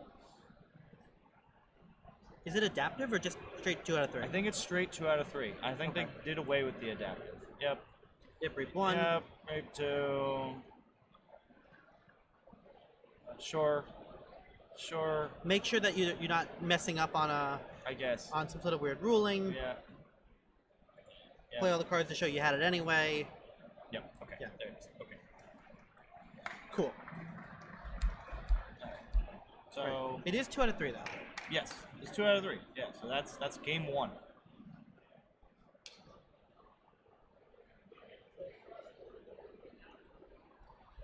Oh, they're talking about me. Got him. Oh, I gotta wear the scarf. Alright, so congrats to Kevin for game 1. Let's see. Okay, so how does Julian change his play? I don't know if if game 2 goes differently. I Like think- it's I don't know it's if it goes differently inherently, but Julian played 0 bumpsies when he could have. that's true. Like, Yeah, if, he just plays 0 bumpsies. Yeah. if Kevin But, likes going to check at 6. Think about think about how hard Julian had to work to get Burner's stockpile to do anything. Right? Like he had to bend over backwards to get his best Amber control card to do anything. I was just like, oh man, that's so rough. Yeah. Yeah. So I was many- hyped for the unguarded camps play though. I don't know. Maybe we might still get there. We might still might get st- it, Might yeah. still happen. Because I mean that's what these boards are gonna look like. Well, importantly, like neither of these decks have a board wave, right? Yeah. No dis, no. The Hal- and not even a poison wave, The right? Halacor was nice. The Halacor feels Yeah. like that. It still like loses efficiency. No Coward Den, no Save the Pack. Just naming bad cards. Why would these cards be in these decks? Save the pack. That's an AOA card. No, it's not. I don't count it as a Coda card because it's bad in Coda. I mean, they're everywhere. sure. It got printed in AOA, so it's an AOA card. Sure. Yeah, just no board wipes. Yep. Oh, there is a poison wave, Okay, there is a poison. but it's in It's in Kevin's deck. it's in Kevin's deck, so he's never gonna play it to wipe out all of his 2-drops. Yeah. The- What's Kevin's creature count? 'Cause Uh, I'm on about the unguarded camp now. 16. Okay. It's 16 to 18. Okay, so Shout- it's shout outs to- not big enough difference. Shout out to decks at Keyforge with all the stats right there. Yeah, no, seriously. Yeah. And like I was ambivalent about the new algorithm when they swapped out card rating score for arc score. And I think the first few versions of that were not the best. Yeah. But now I'm finding that my lived play experience aligns much closer. I think that the algorithm Cool. is much better. Yeah. And it was one of the things that actually turned me on to like really testing purple decks against red decks for this event. Because I'm like, well, it tells me my, purple deck is a 70. So it's like, let's find out if that's true. And it was like, oh, wait a second. It actually is kind of Yeah, good. it's actually kind of true. I have a pile yeah. of good cards that I think is very bad, but when I play it, it doesn't lose. Yeah. I'm like, When sometimes, like, I have, like, some decks, like, it's remarkable how, there was a comment in the chat earlier about how we've seen more kind of obvious play mistakes out of people playing purple decks, which makes all the sense in the world. Oh, yeah. Right, because it's new cards and, like, and like, and they're more misplays. complicated cards. Right, yeah, misplays against purple decks and that kind of thing. Which is like one of the reasons you might want to bring a purple deck is people don't look at your Archon card and be like, I don't know what that card does, right? Because if you bring a Coda deck, Oh yeah, but that's with all new sets. right. Right, but it's like one of the strategic reasons you might want to bring a purple deck to an event like this. Yeah, it's But- a little bit of an angle shot, but it's real. That's a But real like comment. sometimes, you know, it's so hard to look at Archon cards. And I know like you guys, you and Kirimo talked a lot about on the podcast about like looking at Archon cards and like how to do that. Like some Archon cards are just easier to look at than others. You know, it's like some of them, like you look at Kevin's Archon cards, like, all right, I know what this deck does. Right? Look at like you see all the same cards together. 3 hunting, which is okay. That's why Right. you're running 3 Well, nerve blasts. and it's, if you play the game a lot, you know the cards that are higher value, so they stand out more to you. And so, like, another thing was when I was playing Kyle Coons, who was also in the top 8, and is playing alongside this match. He won his top 8 games. He's in top 4. He beat me yesterday. And I was like looking at his deck. It's like, all right, bunch of Disguise, Amber, Imps, Rise. I know what this deck does, right? And I lost to it. but then there are like some decks. I'm like, not entirely sure what this does, right? So it's like some decks are harder to look at. Especially with rare, it's like, oh, I've never seen that rare before. That's actually happened to me a couple times, which kind of is cool, especially in Saurians. Anyway, let's go back to the game. Looks like, what, Julian's first? I don't know. I think you get to pick if you want to go first after in a 2 out of 3? Yes, you do. The loser gets to decide in a 2 out of 3, in any 2 out of 3. Which, again, I don't think is very impactful, but I don't know. What's Julian going to do? Play his Nepentine Seed? I mean, like, and that might be a huge deal for Julian. Like, he realizes that he can't play the Seed because remote access and Snack Lifter, and that could just be a huge loss of value. Like, he might rely on the Dependency to, like, buy him back a miasma or buy him back burn the stockpile. Like, and that might be that might lose him the game, right? That one extra turn for if he had that burn the stockpile on that turn, would that no? It'd have to be unguarded camps, Nepentine Seed for unguarded camps. That's the real play. Right. Yes. Galaxy Brain. I want to see if Julian. So it's like we agree that it's correct for Julian to discard the Seed, but like that. Even being the correct play might lose him the game. So the game theory goes back to Kevin now. Is he going to burn his Snack Lifter and remote access faster to bait Julian into playing it, and then shuffle your deck with Time Traveler event, help confuse yourself, get the Snack Lifter back? Big Galaxy brains. I think yes. No, I mean that would be super cool. If I think a lot of that has to do with how the draws pan out, but that would be super interesting and a thing to think about. Kevin's going second, but if Kevin was going first, turn 1 Snack Lifter would be a flex. That would be really great. That would be pretty great. I dare you to play your Seed. I dare you. It's a game theory. Oh my god. Oh my god. The memes will never stop. Artifacts will swing this game. Interesting. Artifacts in the discard pile, Will. Does Kevin even have? He had the safe. The safe list was really strong. Turn 1 Halicore. Fine to me. It's like we've seen this game before. Show me the Ganger Chieftain turn 2 to fight the like. Yeah. I want to see. It's like we've seen this game before. Oh, okay, that's way better.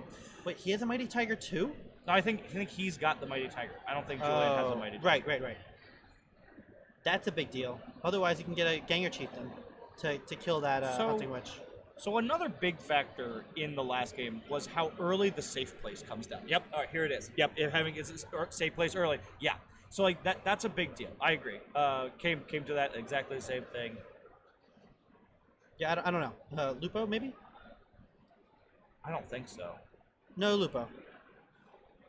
Just the Halcor. No, yeah. Ooh, Earthshaker. Oh, we didn't see Earthshaker. Oh, I like it. And the Bumpsy. I didn't even pay attention. Julian's playing a whole new deck. Yeah, right? We didn't see Earthshaker or Bumpsy last game. Well, yeah, no, I think, like, yes. When you say artifacts will swing the game, it's the safe place. Right? Like, that's the artifact that's going to swing the game. And we're not seeing it. We are seeing so much just mono green again.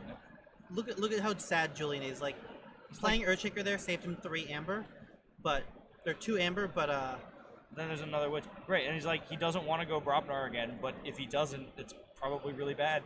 If you could draw 2 Brobnar cards, if your hand is still 2/2/2, and one of those 2 is Brobnar, well, I mean that would be Brobnar, but like if you have a Ganger Chieftain or anything to kill that Witch of the Eye and the Hunting Witch, would you go Brobnar here, play 1 or 0 cards just to kill those, the Witch of the Eye and the Hunting Witch? that might be a reasonable play. I think the hardest is if you only have one Brobnar card. I think if you have 2 Brobnar cards, it's much easier to justify. Yeah. But like 1 Brobnar card, especially if it's not a creature. My comment really boils hard. down to: would you go under cards plus board to take out the threats? Yes. I think yes might be okay. I think in this situation, yes, because you're looking down 2 huge threats in Witch of the Eye and Hunting Witch. Oh, Witch of the Eye for the Hunting Witch back. Exactly. Right. Ugh. It's just you must not suffer a witch to live.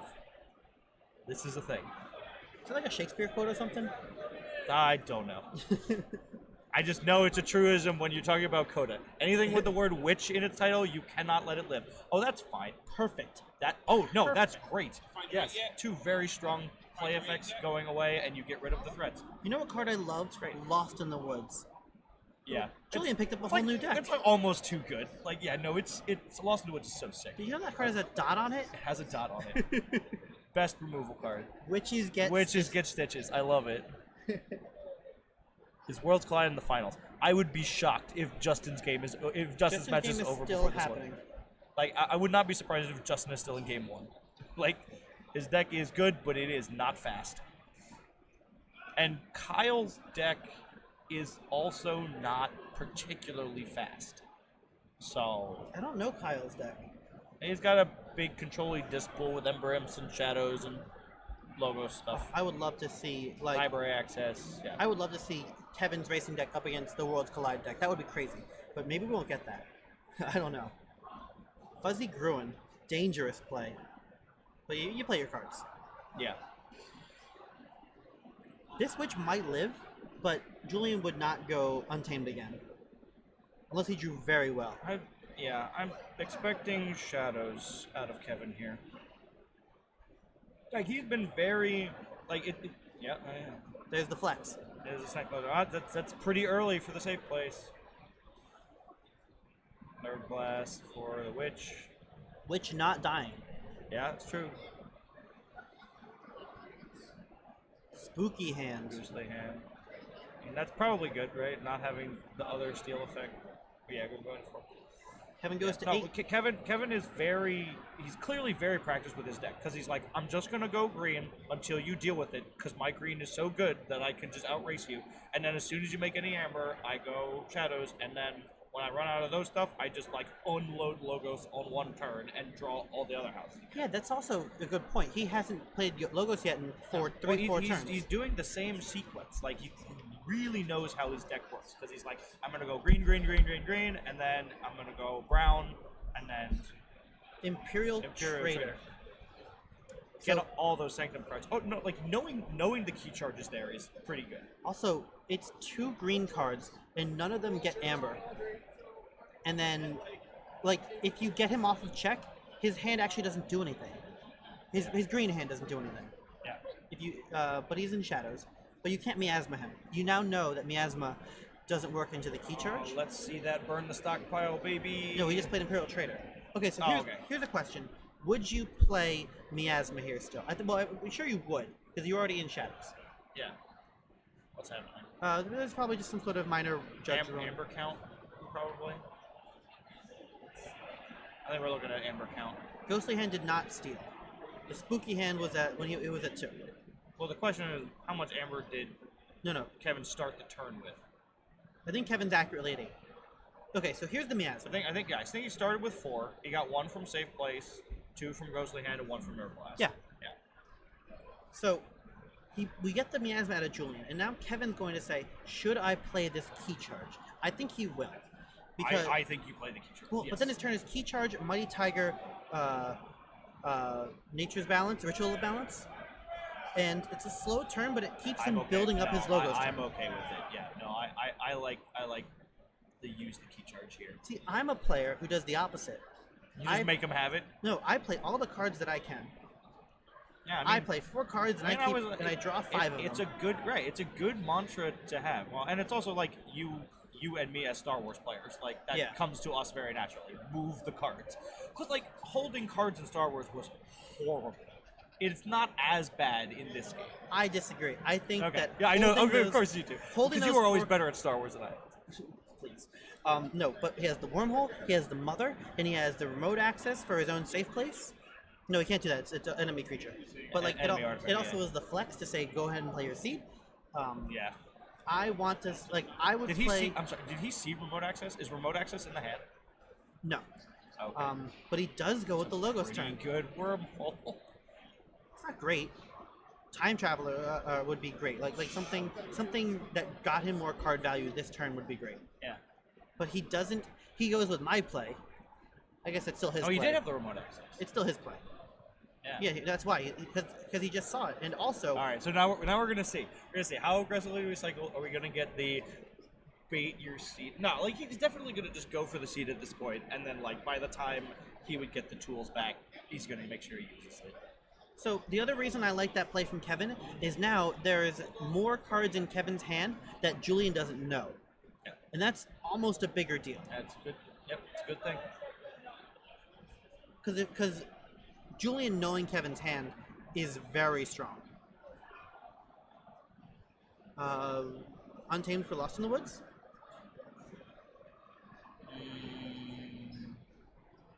If Julian has burn, does he do it? Because he knows Kevin has the key charge. If Kevin So can't make Amber, it's the dead? Lost in the Woods. Like part of the reason that Lost in the Woods was so sick was because he had two guys with play effects, right? Good play effects that he wants to come back with that. And like the Earthshaker, I didn't even notice the Earthshaker looking at the deck list. The Earthshaker is a big deal against Kevin because a lot of Kevin's dudes are not big. Interesting. Because it Oh, goes man, shadows. No, he's- it's fine. He's really trying to. He has the moon cursor. Yeah. Urchin for one, moon cursor for another. Okay, yeah. Like, make him play the key charge so we can't play it later. But he better moon cursor into that Witch of the Eye and not the mother. You can't give him like, hey, you're gonna go key charge this No, turn. I mean he's thinking about it. He's looking.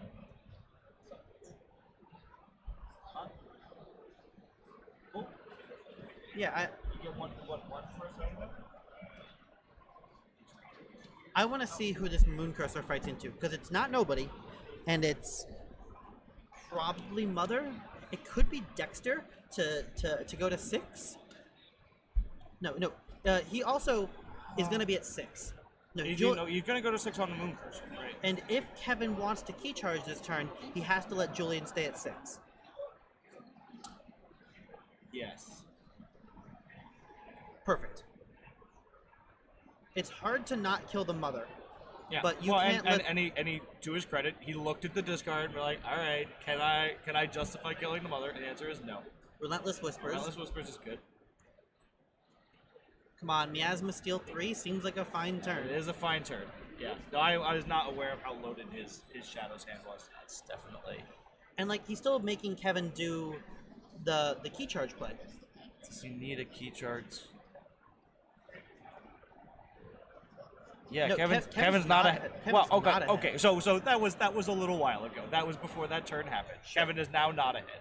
Kevin was ahead going into that turn, but that was a very good.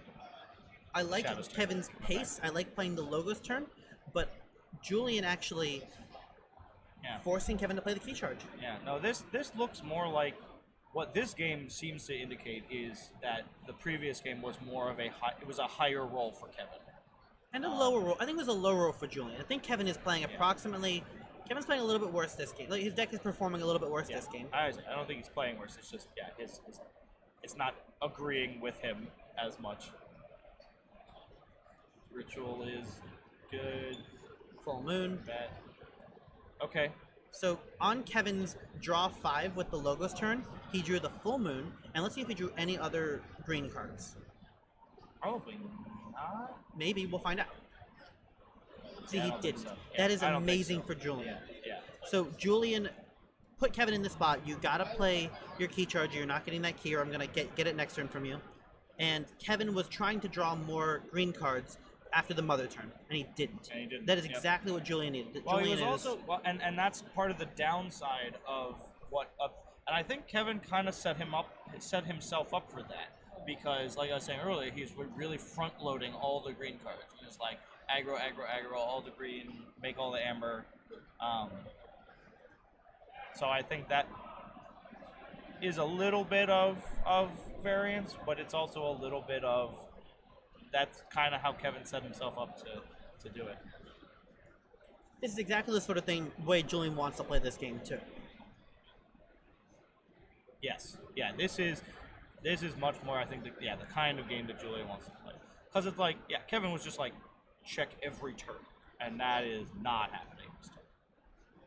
Yeah, Julian's been in check much less often. Oh yeah. And he's been able to Kevin's answer been in with check much less. Yeah. yeah. No, if Kevin has 6 amber, Julian is in check, right? That's Oh, sure. Okay. That's Yeah, how yeah, chess yeah. works. That's how chess works, Yeah, you're right? right. You're right. You put I'm right. gonna get your king. I'm gonna win. You're in check. That's right. Yeah. You're right. Right you are. Might be different. I guess we're not playing chess. Yeah, whatever. So Untamed. I'm a horrible person. I like never remember to like announce okay. check. Okay, so Discard Choda. Oh, it's so interesting. but he plays. I've the been seed. loving Julian's play this whole game. Like his decisions are really on point. So this is exactly what I was talking about. Kevin has played both of his amber control cards, but I want to see Kevin go Time Traveler, Help from Future Self, draw into the remote access that you shuffled, and then get the seed. That's the only way that Kevin gets this seed. Dimension Door. Okay. Dimension Door for steal. That's pretty good.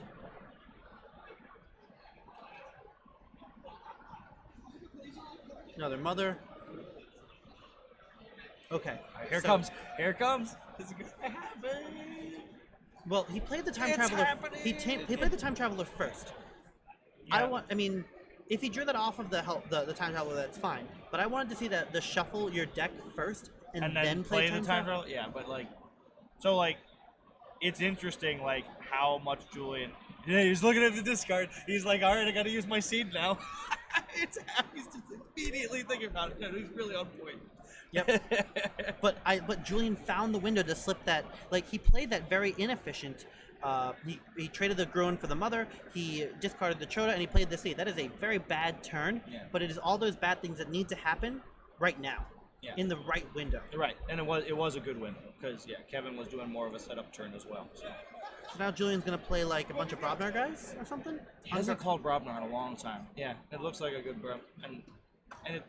But he has no Brobnar in his discard pile, and he has to play seed. Yeah. Well, I mean, The Moon Curse is still on the table, and it kills Mother. I don't mind a Shadow's turn. I would be a little surprised because he that was a big Shadows hand. Like it was like a 5-card Shadows hand. Yeah. So I would be surprised to see not Brobnar.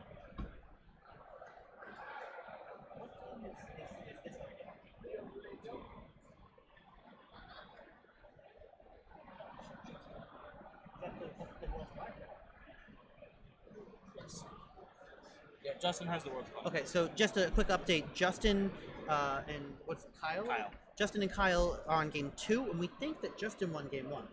So Worlds Collide. That'd be pretty cool. Yeah. Worlds ahead. Collide hype. Has Julian picked a house yet? Don't think so. Okay.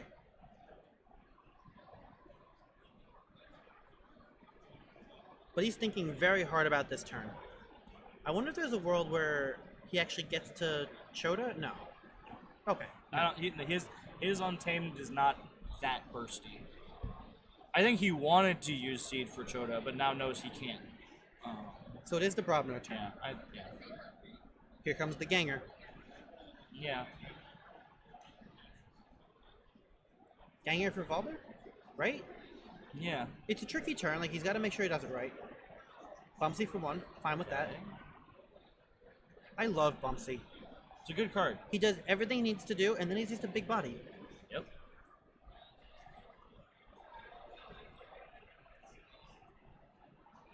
It's an interesting balance with play effects, right? Because like Bubsy is a good example of like a well-balanced play effect, but like Urchin is just like ridiculous. So it's like, cause like play effects are. Urchin should not have elusive or something, right? Well, I mean, I think the bigger problem with Urchin is that it is a play effect, right? 'Cause, like play effects are cool because you get immediate value, but they're also not interactive. It's very hard for your opponent to interact with your play effects. Whereas Sure. like if you have a fight reap effect, Relentless Assault, Wonderful card. cool, but also means he. Well, no, He could have more Brobnar guys because he fights with the Moon Cursor, right? Yeah. Yeah, love it. It's one at a time, right? Yeah. So there's that. Steal one.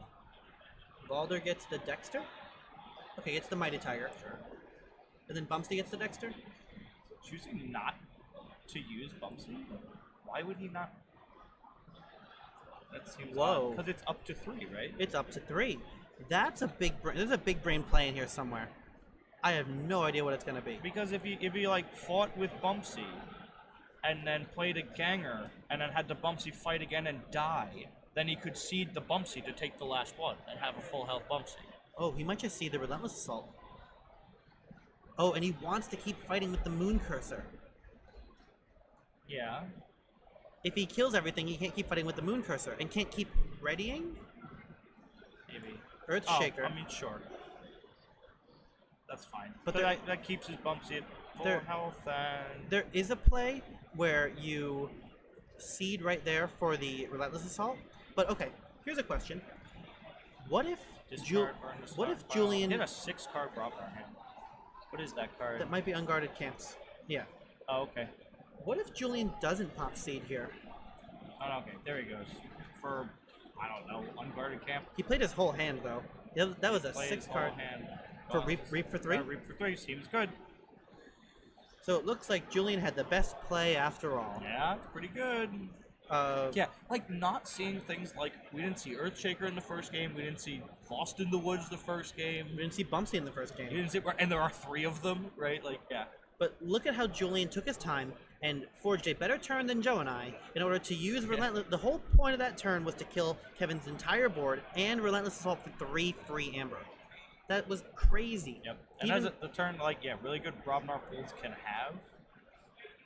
But you do have to think about it. You usually have to, like, all right, do this, and then this one, and that guy attacks over there, and he's next to that guy. Yeah. One also, like, thinking about sacrificing the Moon Cursor, right? Because that's part of what makes that play happen. Sure. Don't play that poison wave, Kevin. Don't do it. It's not worth the Amber. And So this is Julian a goes second, ahead in this keys. is a second key, yeah. Again, forging his red key first. But yellow key second. New meta. Yeah, right? Yeah. Yellow key is my second best friend.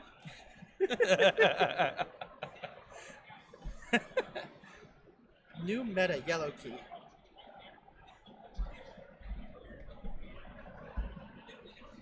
So how is Julian going to get that last Amber? If there's 3 Umbras staring at him? Yeah, I don't know. He's going to play Brobnar again. Yeah, and a Ganger Chieftain, yep. With the Crump, very nice.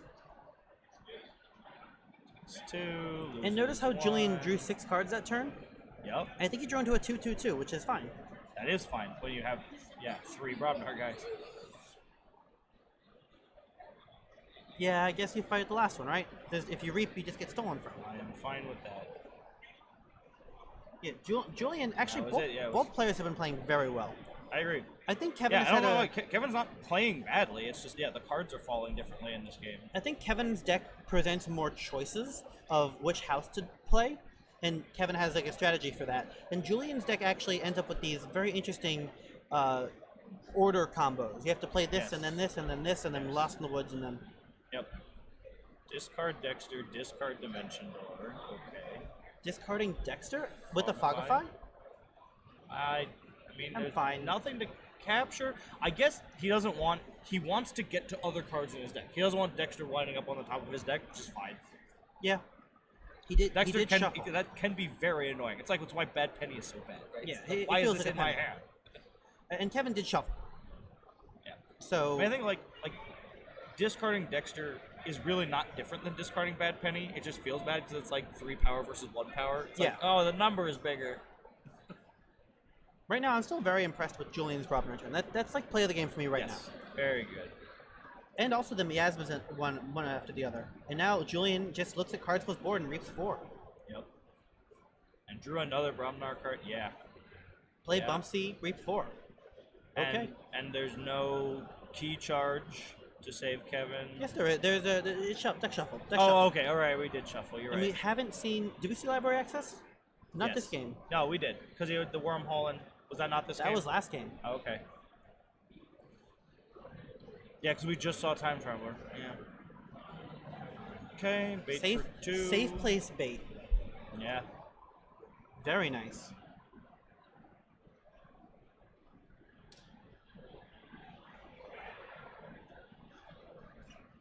And Can't kill anything. yeah, but Crump is the right choice there. Yeah, Crump is the right.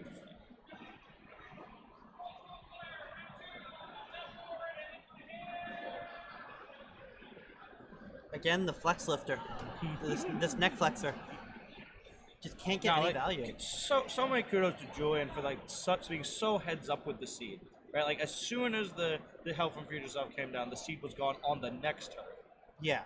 Very heads up. Oh, he also has a Ritual of Balance. He hasn't played a Ritual of Balance either. Imagine if Kevin had double Ritual. He could. Good. One of them would be in Shadows or Logos, I guess, but Julian also has Ritual of Balance that hasn't hit the table and definitely will not. Yeah.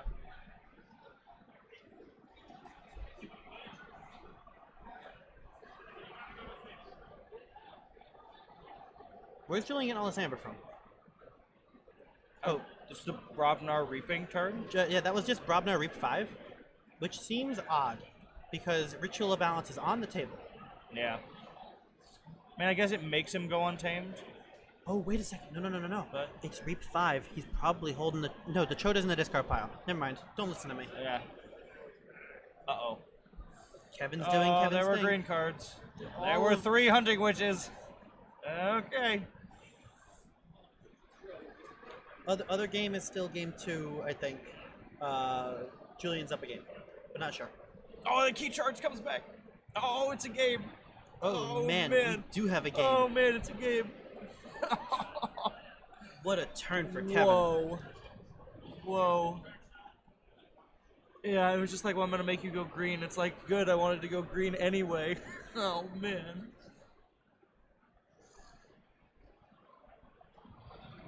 So, Julian isn't in check, though. And the full moon. Oh man. Yeah, that turn was insane. He's one off of check for the game. And Oh, Kevin man. still has Mother on the table, which we haven't been talking about. Maybe we should have been. It's like I think well, and also like when the first mother died, the second one came down, so he's been on 7 cards for like 3 or 4 turns. Like maybe the Crump should have fought into the Mother just to get it off the table instead of the Reap 5. Because he knew he was going to get it stolen anyway. Right. Right? Yeah. Yeah. That's he's just going for it. Because now the key charge is gone, so he's like, all right, Reap 5, have 5 amber worth of control. That might be good enough. Yeah, and that He was may that not was have Julian's plan last turn. Yeah. So it's almost like you have Redacted on the table with 2 amber on it. You just say Brobnar twice. Right. Maybe that's good enough. Maybe. Yeah, maybe. Let's see if Kevin just shakes his hand. That would be crazy. Yeah. I think that's it. Yep. Hold I think on. that's it. No, I think that's game. I think Kevin is desperate. You don't check your discard like that and be like, well, what can I draw into with my, Logos cards? No, that was Was that a preemptive key charge? What if he had Like- held key charge? Ooh. What if he had held key charge? Ooh. That's Yeah. a real thing. Adriana with the pro play. Yeah. No, seriously. Wormhole. Okay, yeah. This is how you might come back. You play Wild Wormhole.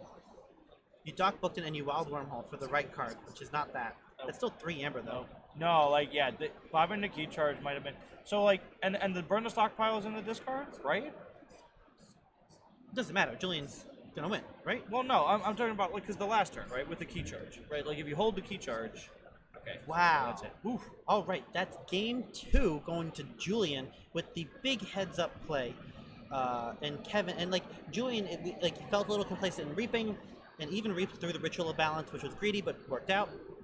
Yeah, I think reaping through the ritual reaping into the ritual was a little rough.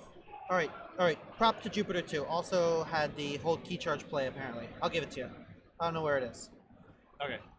Yeah, no, that's probably what happens if you hold the key charge, right? Because it's are both miasmas and burn the stockpile gone? Because solidifies holding the key charge being right?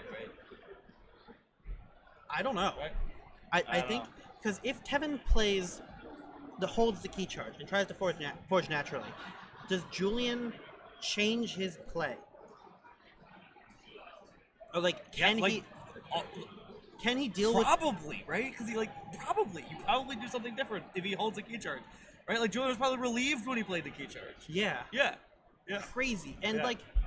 so Julian would have to fight the hunting witches because you can't leave them with the 3 hunting witches on table and a key charge that might be in hand, you know, especially with Mother on the table.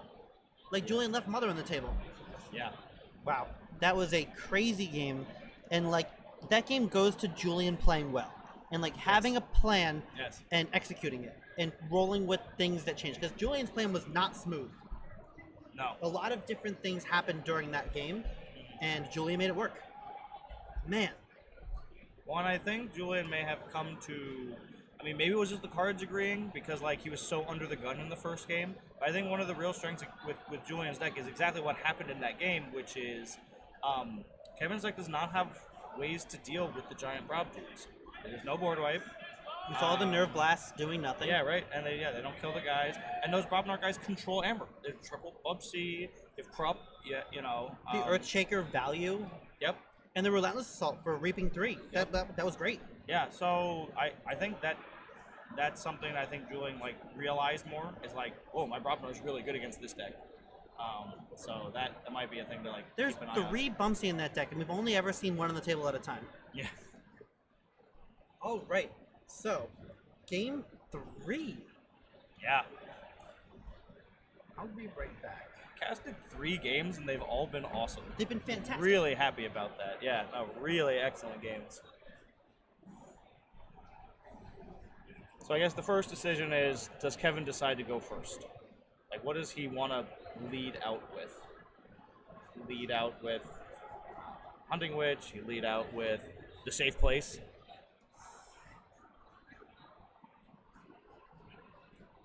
Yeah, no, we didn't see it.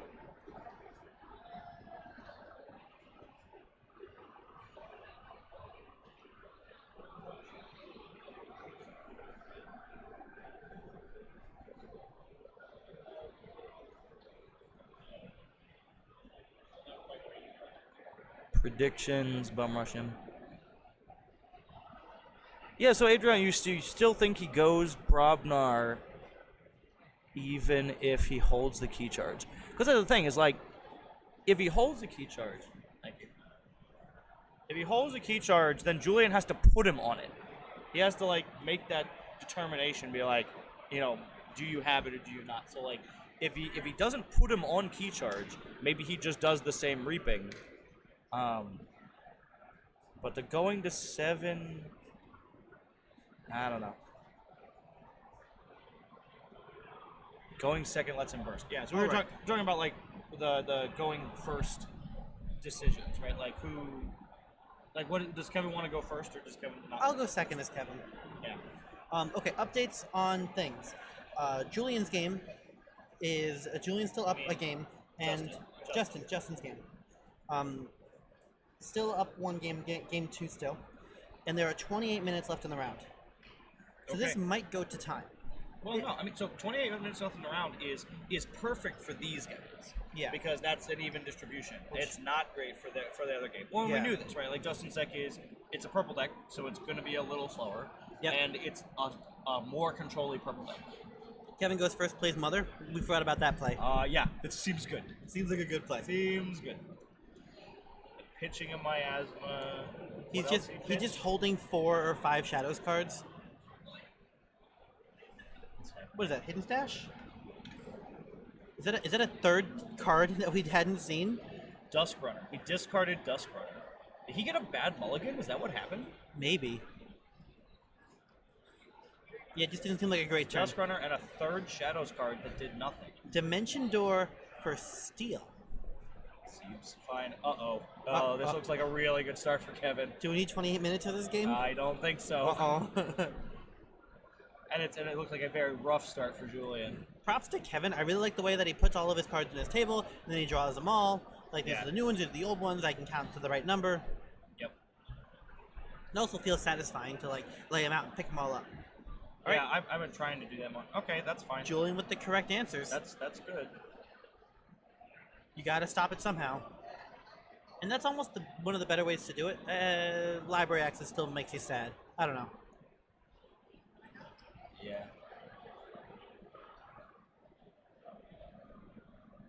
Did Julian like archive a card or something? No, I don't think so. I think he discarded a third Shadows card. There's a card up at the top of the screen. I'm gonna find out what that is. Oh, maybe he did archive a card. Maybe it is a hidden stash.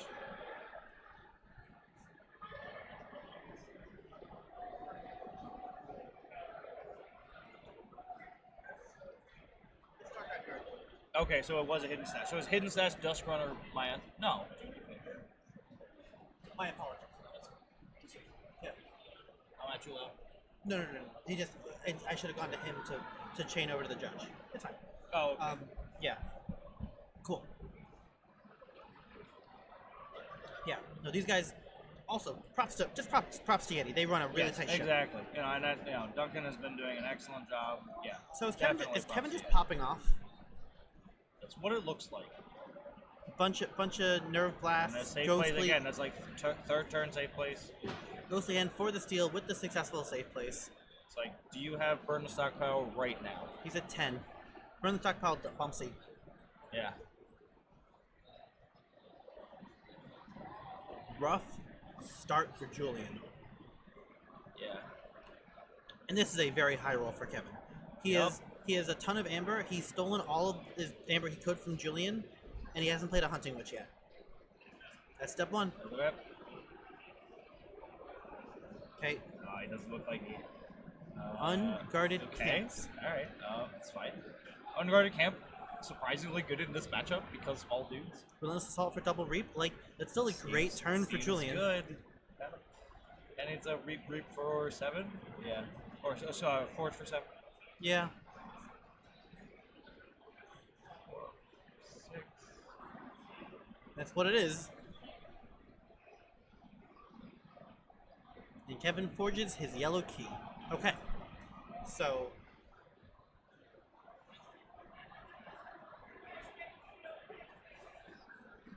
I noticed Kevin feeling much more confident right now in his play. Yeah. I mean, I think he knew he had a good start, and when you see your opponent have like a really rough first turn like Julian had, it does put a little pep in your step. Yeah. Yeah, like you're clearly Like, I ahead. have mother into also mother, and you did nothing, and like you dealt with it. My but now- dimension but door now- is but now- hitting. My ghostly hand is hitting. And, right. Well, and also it's like, yeah, I have all these early Shadow Steel effects, which have the potential to be bad if you're not making amber. It's like, oh look, my opponent made amber for me. Thank you. Yeah, right. Yeah. Right, that could have been a much worse turn if Julie wasn't playing into it. If he wasn't, I don't even know like how much it's playing into it. It's just like, yeah. And Kevin also not being forced to like waste his library access potential later down the road. Yeah, and again, this is the thing, right? He gets to. Well, that's pretty good. Very nice, Earthshaker. So, Now, so we're getting a combination of the first 2 games. We're getting the Julian really like is Brobnar draw cooperating with him, realizing that his Brobnar guys will really stick and will really deal damage, and then Kevin also being able to like execute his rush game plan. Julian's at either 5 or 6 right here. I think he's at 5, but he could be at 6, and we'll find out by the end of the turn. Okay, That might be amazing. that's actually. very strong. Let That's me see 3 logos, guys. show me Dexter. Yeah, right. There's the remote access. Okay. Not a guy. There's one. Mother with an amber. Yep. Dexter. with it. Yep. Definitely play Dexter in that situation. Pretty good wormhole. Pretty good wormhole. Pretty good. But look at Julian's board actually growing this game. But not in check. Right. No, I think he really did realize exactly how strong his Brobnar board presence is against Kevin's deck. So like whenever it's feasible for him to call Brobnar, But like, if he has even one Brobnar card in his hand right now, you think about. I calling think he's Brobnar. got burn in his hand. I bet you Julian's going to draw a bunch of cards this turn. He's not in check. Right. Right? Right. So it's Julian needs to have a check answer in his hand going into next turn. yes. If he doesn't, then he'll lose on key charge. Yeah. If Kevin can forge his second key naturally, Julian almost certainly loses. Shadow's turn. I'm okay with this. That's fine.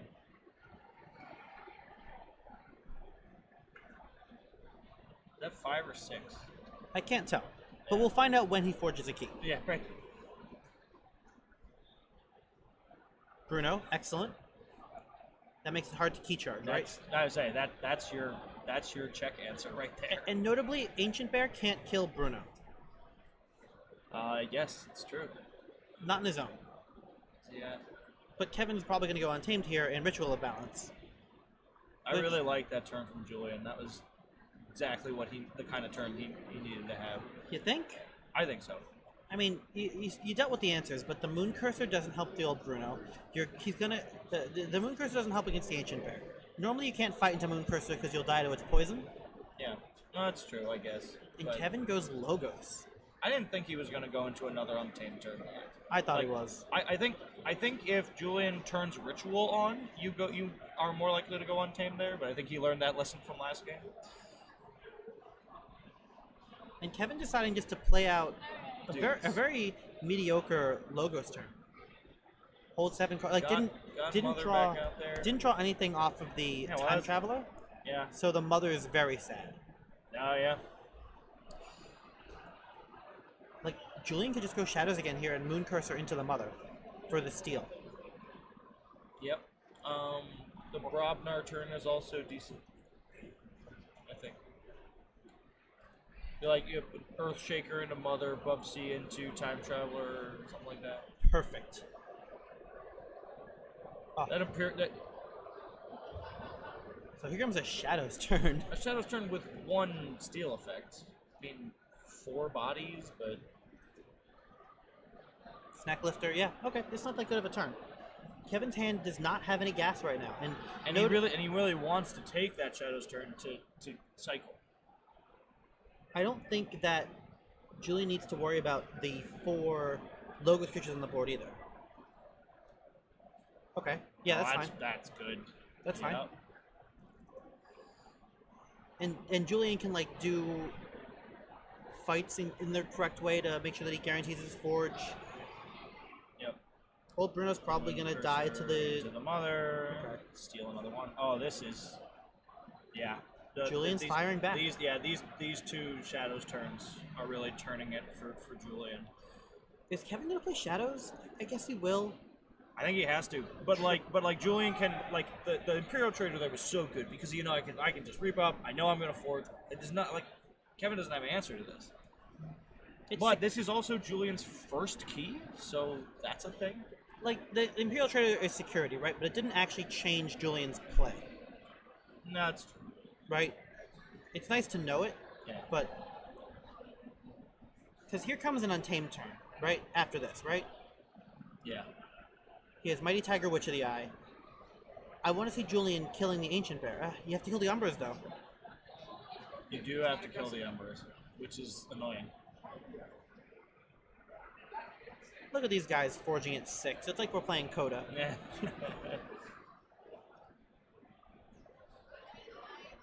Red key first.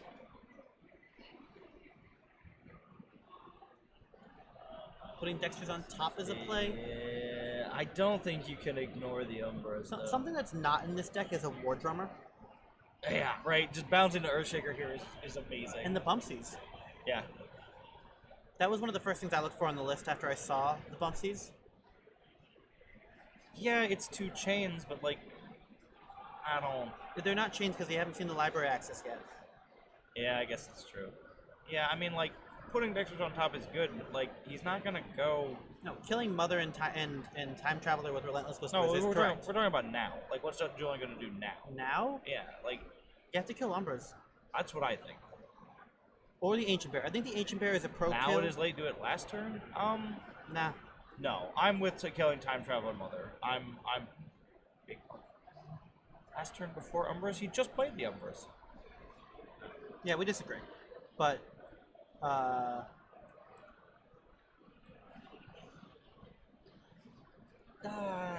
it's fine, it's fine. Julian's at the top tables and we're not, so. Yeah. So will Julian play Brobnar here? He's still holding the burn the stockpile. That's been like sitting in his hand for a while.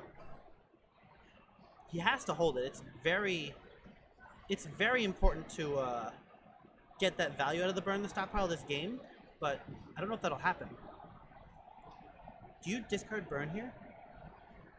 I think you might. Yes, I think you do. Do we see remote access? I think it's already been played. No, we saw Snake Collector. So, like, you can discard the stockpile and potentially seed for it later. And it's killing numbers. So, I want to see the Earthshaker kill the bear. I'll leave him with. I'm fine leaving him with one Umbra. Right? Yeah. I want to kill the bear because the bear doesn't kill Bruno, but it reaps on Untamed. And Kevin is due for an Untamed turn. Yep.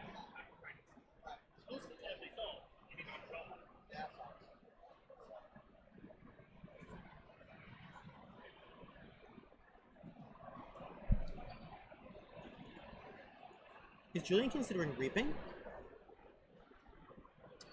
To 4? I think he might. Yeah, I don't know how much I necessarily care about the bear. Because, like, with a Bubsies with 2 damage, like, the trades with bear, yeah. I think this is fine. You don't... Yeah. I think that's fine. I don't see... I look at Kevin's board, I do not see threats. 3 Umbras of the threat, 1 Umbra, no whatever. And also, like, 4 dudes versus 2 dudes, yeah. Oh, and with an anger, so okay. Kills the Umbra. Okay. Alright. I'm not mad at the play. I just want to see the bear dead. Discard it. Get rid of it. Be aggressive. Be wrong like me. No, I agree with you. I like it. Nope, you kept it. Okay. Nope. No. Oh, there it goes. And you know why that's important? Because he took so long to think about it. Yeah. Because if he's thinking about it, then Kevin knows it's there. Yeah. And he's got the safe place too. That's a big factor too. Yeah. Yep. So watch. Kevin's going to go Untamed. And he's going to get bear value. You watch. Okay. I want to see this bear value. Mighty Tiger kills Old Bruno. Hunting Witch first. Yeah.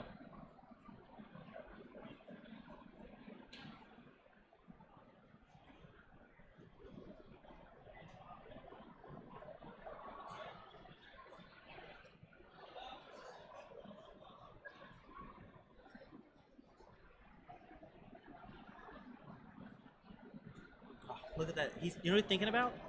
He's thinking about bear value. He's thinking about where's the bear gonna get me the most value.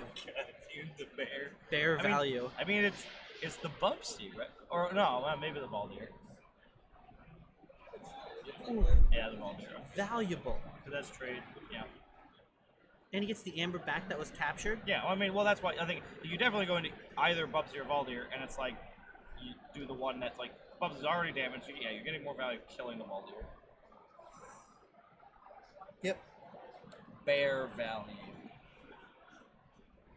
Check at 7. Check at 7. Now Julian is not in the driver's seat anymore. But Kevin did not key charge there, which was good for Julian. Yes. If Julian has a Chota play, did Chota get discarded already? Maybe.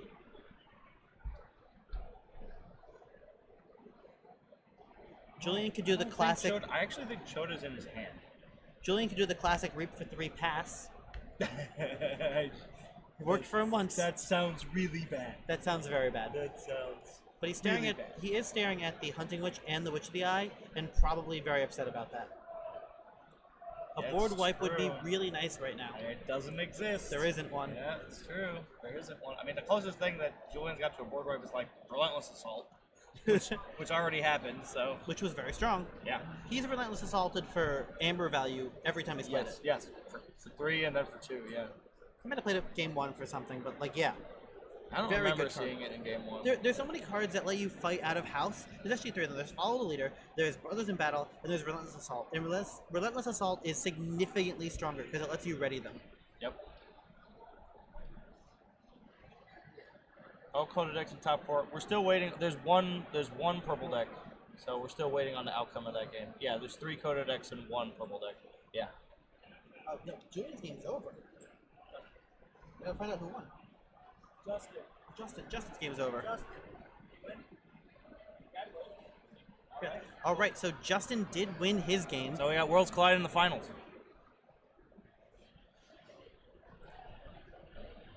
I'm sure it was a great game. And it also didn't go to time. But this one might. Oh, let me check the time. I don't want to go over there, but yeah. When we pass, done.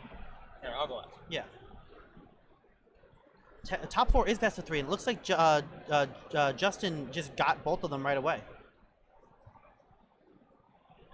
10 minutes. 10 minutes for this game? That's doable. I think it's going to be over in 10 minutes. I do not see this game going to time. But Julian's still thinking about this turn. He's really afraid of that untamed board. If he had fought the bear, he would have an extra Brobnar creature on the board right now. If he hadn't fought with the bear? If he had fought the bear. Yeah. What was the other choice that's supposed to find a bear? Reap? Yeah.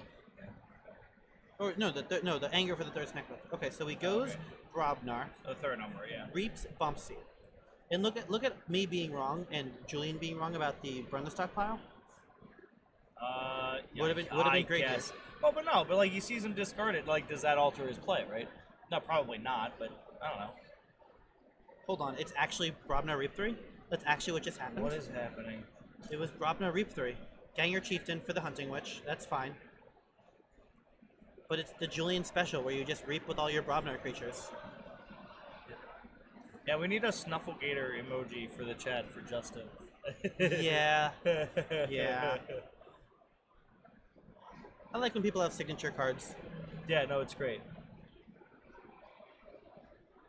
Double Ganger. Yeah, that's great. That's good. Nicely done. That's...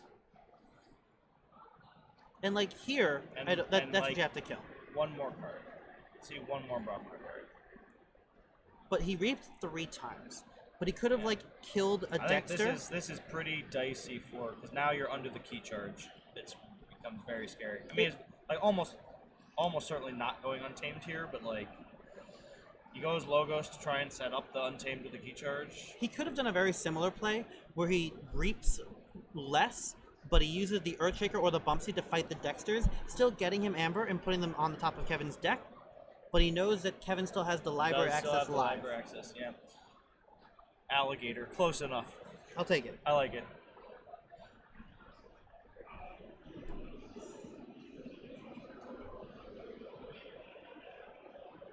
Yeah, I mean, why is it called Way of the Wolf? There are no wolves in Coda. It should be Way of the Snufflegator. And have you seen the picture of the wolf on Way of the Wolf and the picture of the wolf in Worlds Collide? No. It's the Moor Wolf. It's a little happy, little cute wolf. Oh, that's right. Yeah, it's like snobby. It's like turning its nose up at you. The card's really bad, right? It hits Rule of 6. The Rule of 6 makes that card bad. Having 4 of them would be great if you could use them that many times. You can't. What's going on? What are we thinking about? Kevin's thinking about his house decision? Maybe? Yeah, Kevin... Looks like... Kevin's actually, like, in trouble here. Yeah, Kevin is thinking. This might go to time. And it might actually be decided on a key charge. Choda. They're both live right now, right? Yeah, I think so. Don't slander the Moorwolf. I don't know, man. Wait Show me a good Moorwolf deck and I'll change my mind. Julian still has an archived card from the first turn. Oh boy, if that's Choda. Oh man. There was an episode. Oh man. And that Shadow's hand was so bad. Maybe he's like, well, I can at least tuck the Choda.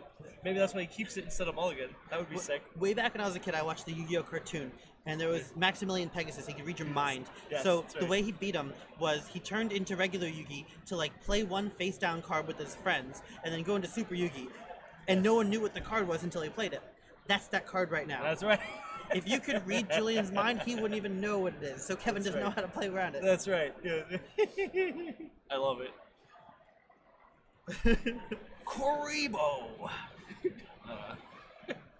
Okay, so we go Shadows. Kevin goes into a Shadows turn and fights Bombsy. Yeah, fights Bombsy to take damage, and then Poison Waves. Doesn't And look, Julian's doesn't kill a Bubsy, kills a Ganger Chieftain. Yeah, no, and kills. Yeah, Julian still keeps 3 guys on the table. Doesn't kill the Dexters. Yeah. If I'm Julian, I'm terrified right now. Yeah, it's very rough. I don't know that last turn play was wrong, but yeah, Julian's play was great. Yeah, but it's just you're under that, being under that key charge is very.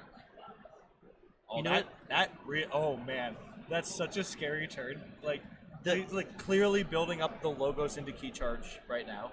Yeah, the logos. Well, There's like, I'll take a bad turn, try and draw a few more logos cards, and then safe we're going for place. it. That Yes, was also get to safe place. Oh the man. the big part about that turn was safe place. The Choda's in his hand. Oh, it is in his hand. Julian's got like what, 3 amber, 4 amber, 2 amber. 2 amber. I don't think Julian's deck can make 5 amber on an untamed turn. He has a Dust Pixie in his deck, but Right. It's not. It lacks triple Hunting Witch. he does lack triple Hunting Witch. And honestly, if you had looked at these 2 lists, Kevin's has all of the power cards and all of the power named cards. Yep. But Julian's doing just fine. Yeah, I mean, Julian's deck is more toolboxy, synergistic. Yeah.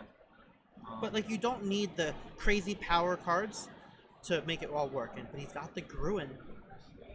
Yeah. Wait, Rebrobnar pass?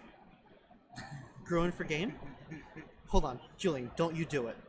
Don't you do it, Julian. I mean, so I think, so here's the thing, right? I think Kevin is going to win the game in 2 turns.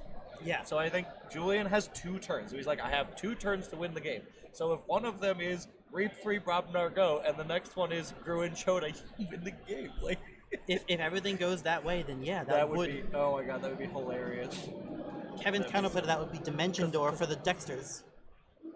No, Dimension Door's gone. We don't have Dimension Door. It's in the deck. Is it? Yeah. No, we Dimension Door on like. Yeah, but there's help from Future Self and also library access. Yeah. Anything can happen. That's true. I mean, yeah, because next turn is the Logos turn, and then is the key charge to win. I wonder if Julian forgot about his archive because it's on a red table. Right? But like, what is it? What's the archive card? It's the not super Choda. secret Yukimoto card. That's right. We don't know. It is unknowable. It is unknowable by It's an anyone. anomaly. It's a future card? Yeah, that's right. It's a coded anomaly. Play Eddie. But he hasn't looked at it all game. So he either remembers it or he forgot about it. Yeah. I'm so interested as to what that is, but also, that's what it was. It was the Julian special. Yep. It was play Boxy Reap 3. I think he's gonna go for the Dust Pixie Gruen Choda and get. Does he have Dust Pixie too? I don't know, but I mean, he would need something like that. Uh-oh. Oh no. Oh no. Were we wrong? Okay. Okay. It's 4, 5, Ritual of Balance? 6, Oh. 7, 8, or 7. That's it. That's it. Oh, you just had it right there. Ah. Oh, did he have the Choda? Show us the Choda. Show us the Choda. There it is. Yeah, he's gonna show it to him. Yeah. Just the Gruen Yes. Choda. Okay. Yep. No, he had it. We knew it. I have to find out what that man. archive was. Oh man, what a game! What an incredible best of 3. That's so good. So we know Julian was almost certainly putting him on the Logos turn. So he thought he had 2 turns.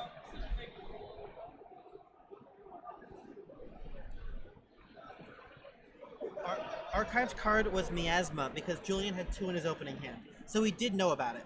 Okay. But yeah, what a game. Wow. That's what a Coda game looks like. Wow.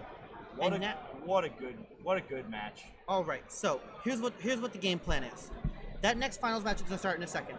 I'm going to close this stream so that it's going to segment off this video. It's already 2.5 hours long. Okay. Right, then I will immediately reopen the screen. If you're on this stream right now and you're listening, you may have to refresh the page. Okay? It'll come back in like 2 seconds. Or give it like I like to give it like a minute or so. Okay. And then when I post all the videos in post and I do all the editing, then you'll see that the finals game is its own video. All right. So, thanks everyone for watching. The finals are coming up. I'm gonna make a bunch of posts online. Spread this to your friends. Good luck to everyone in the finals. We'll be right back. Cool.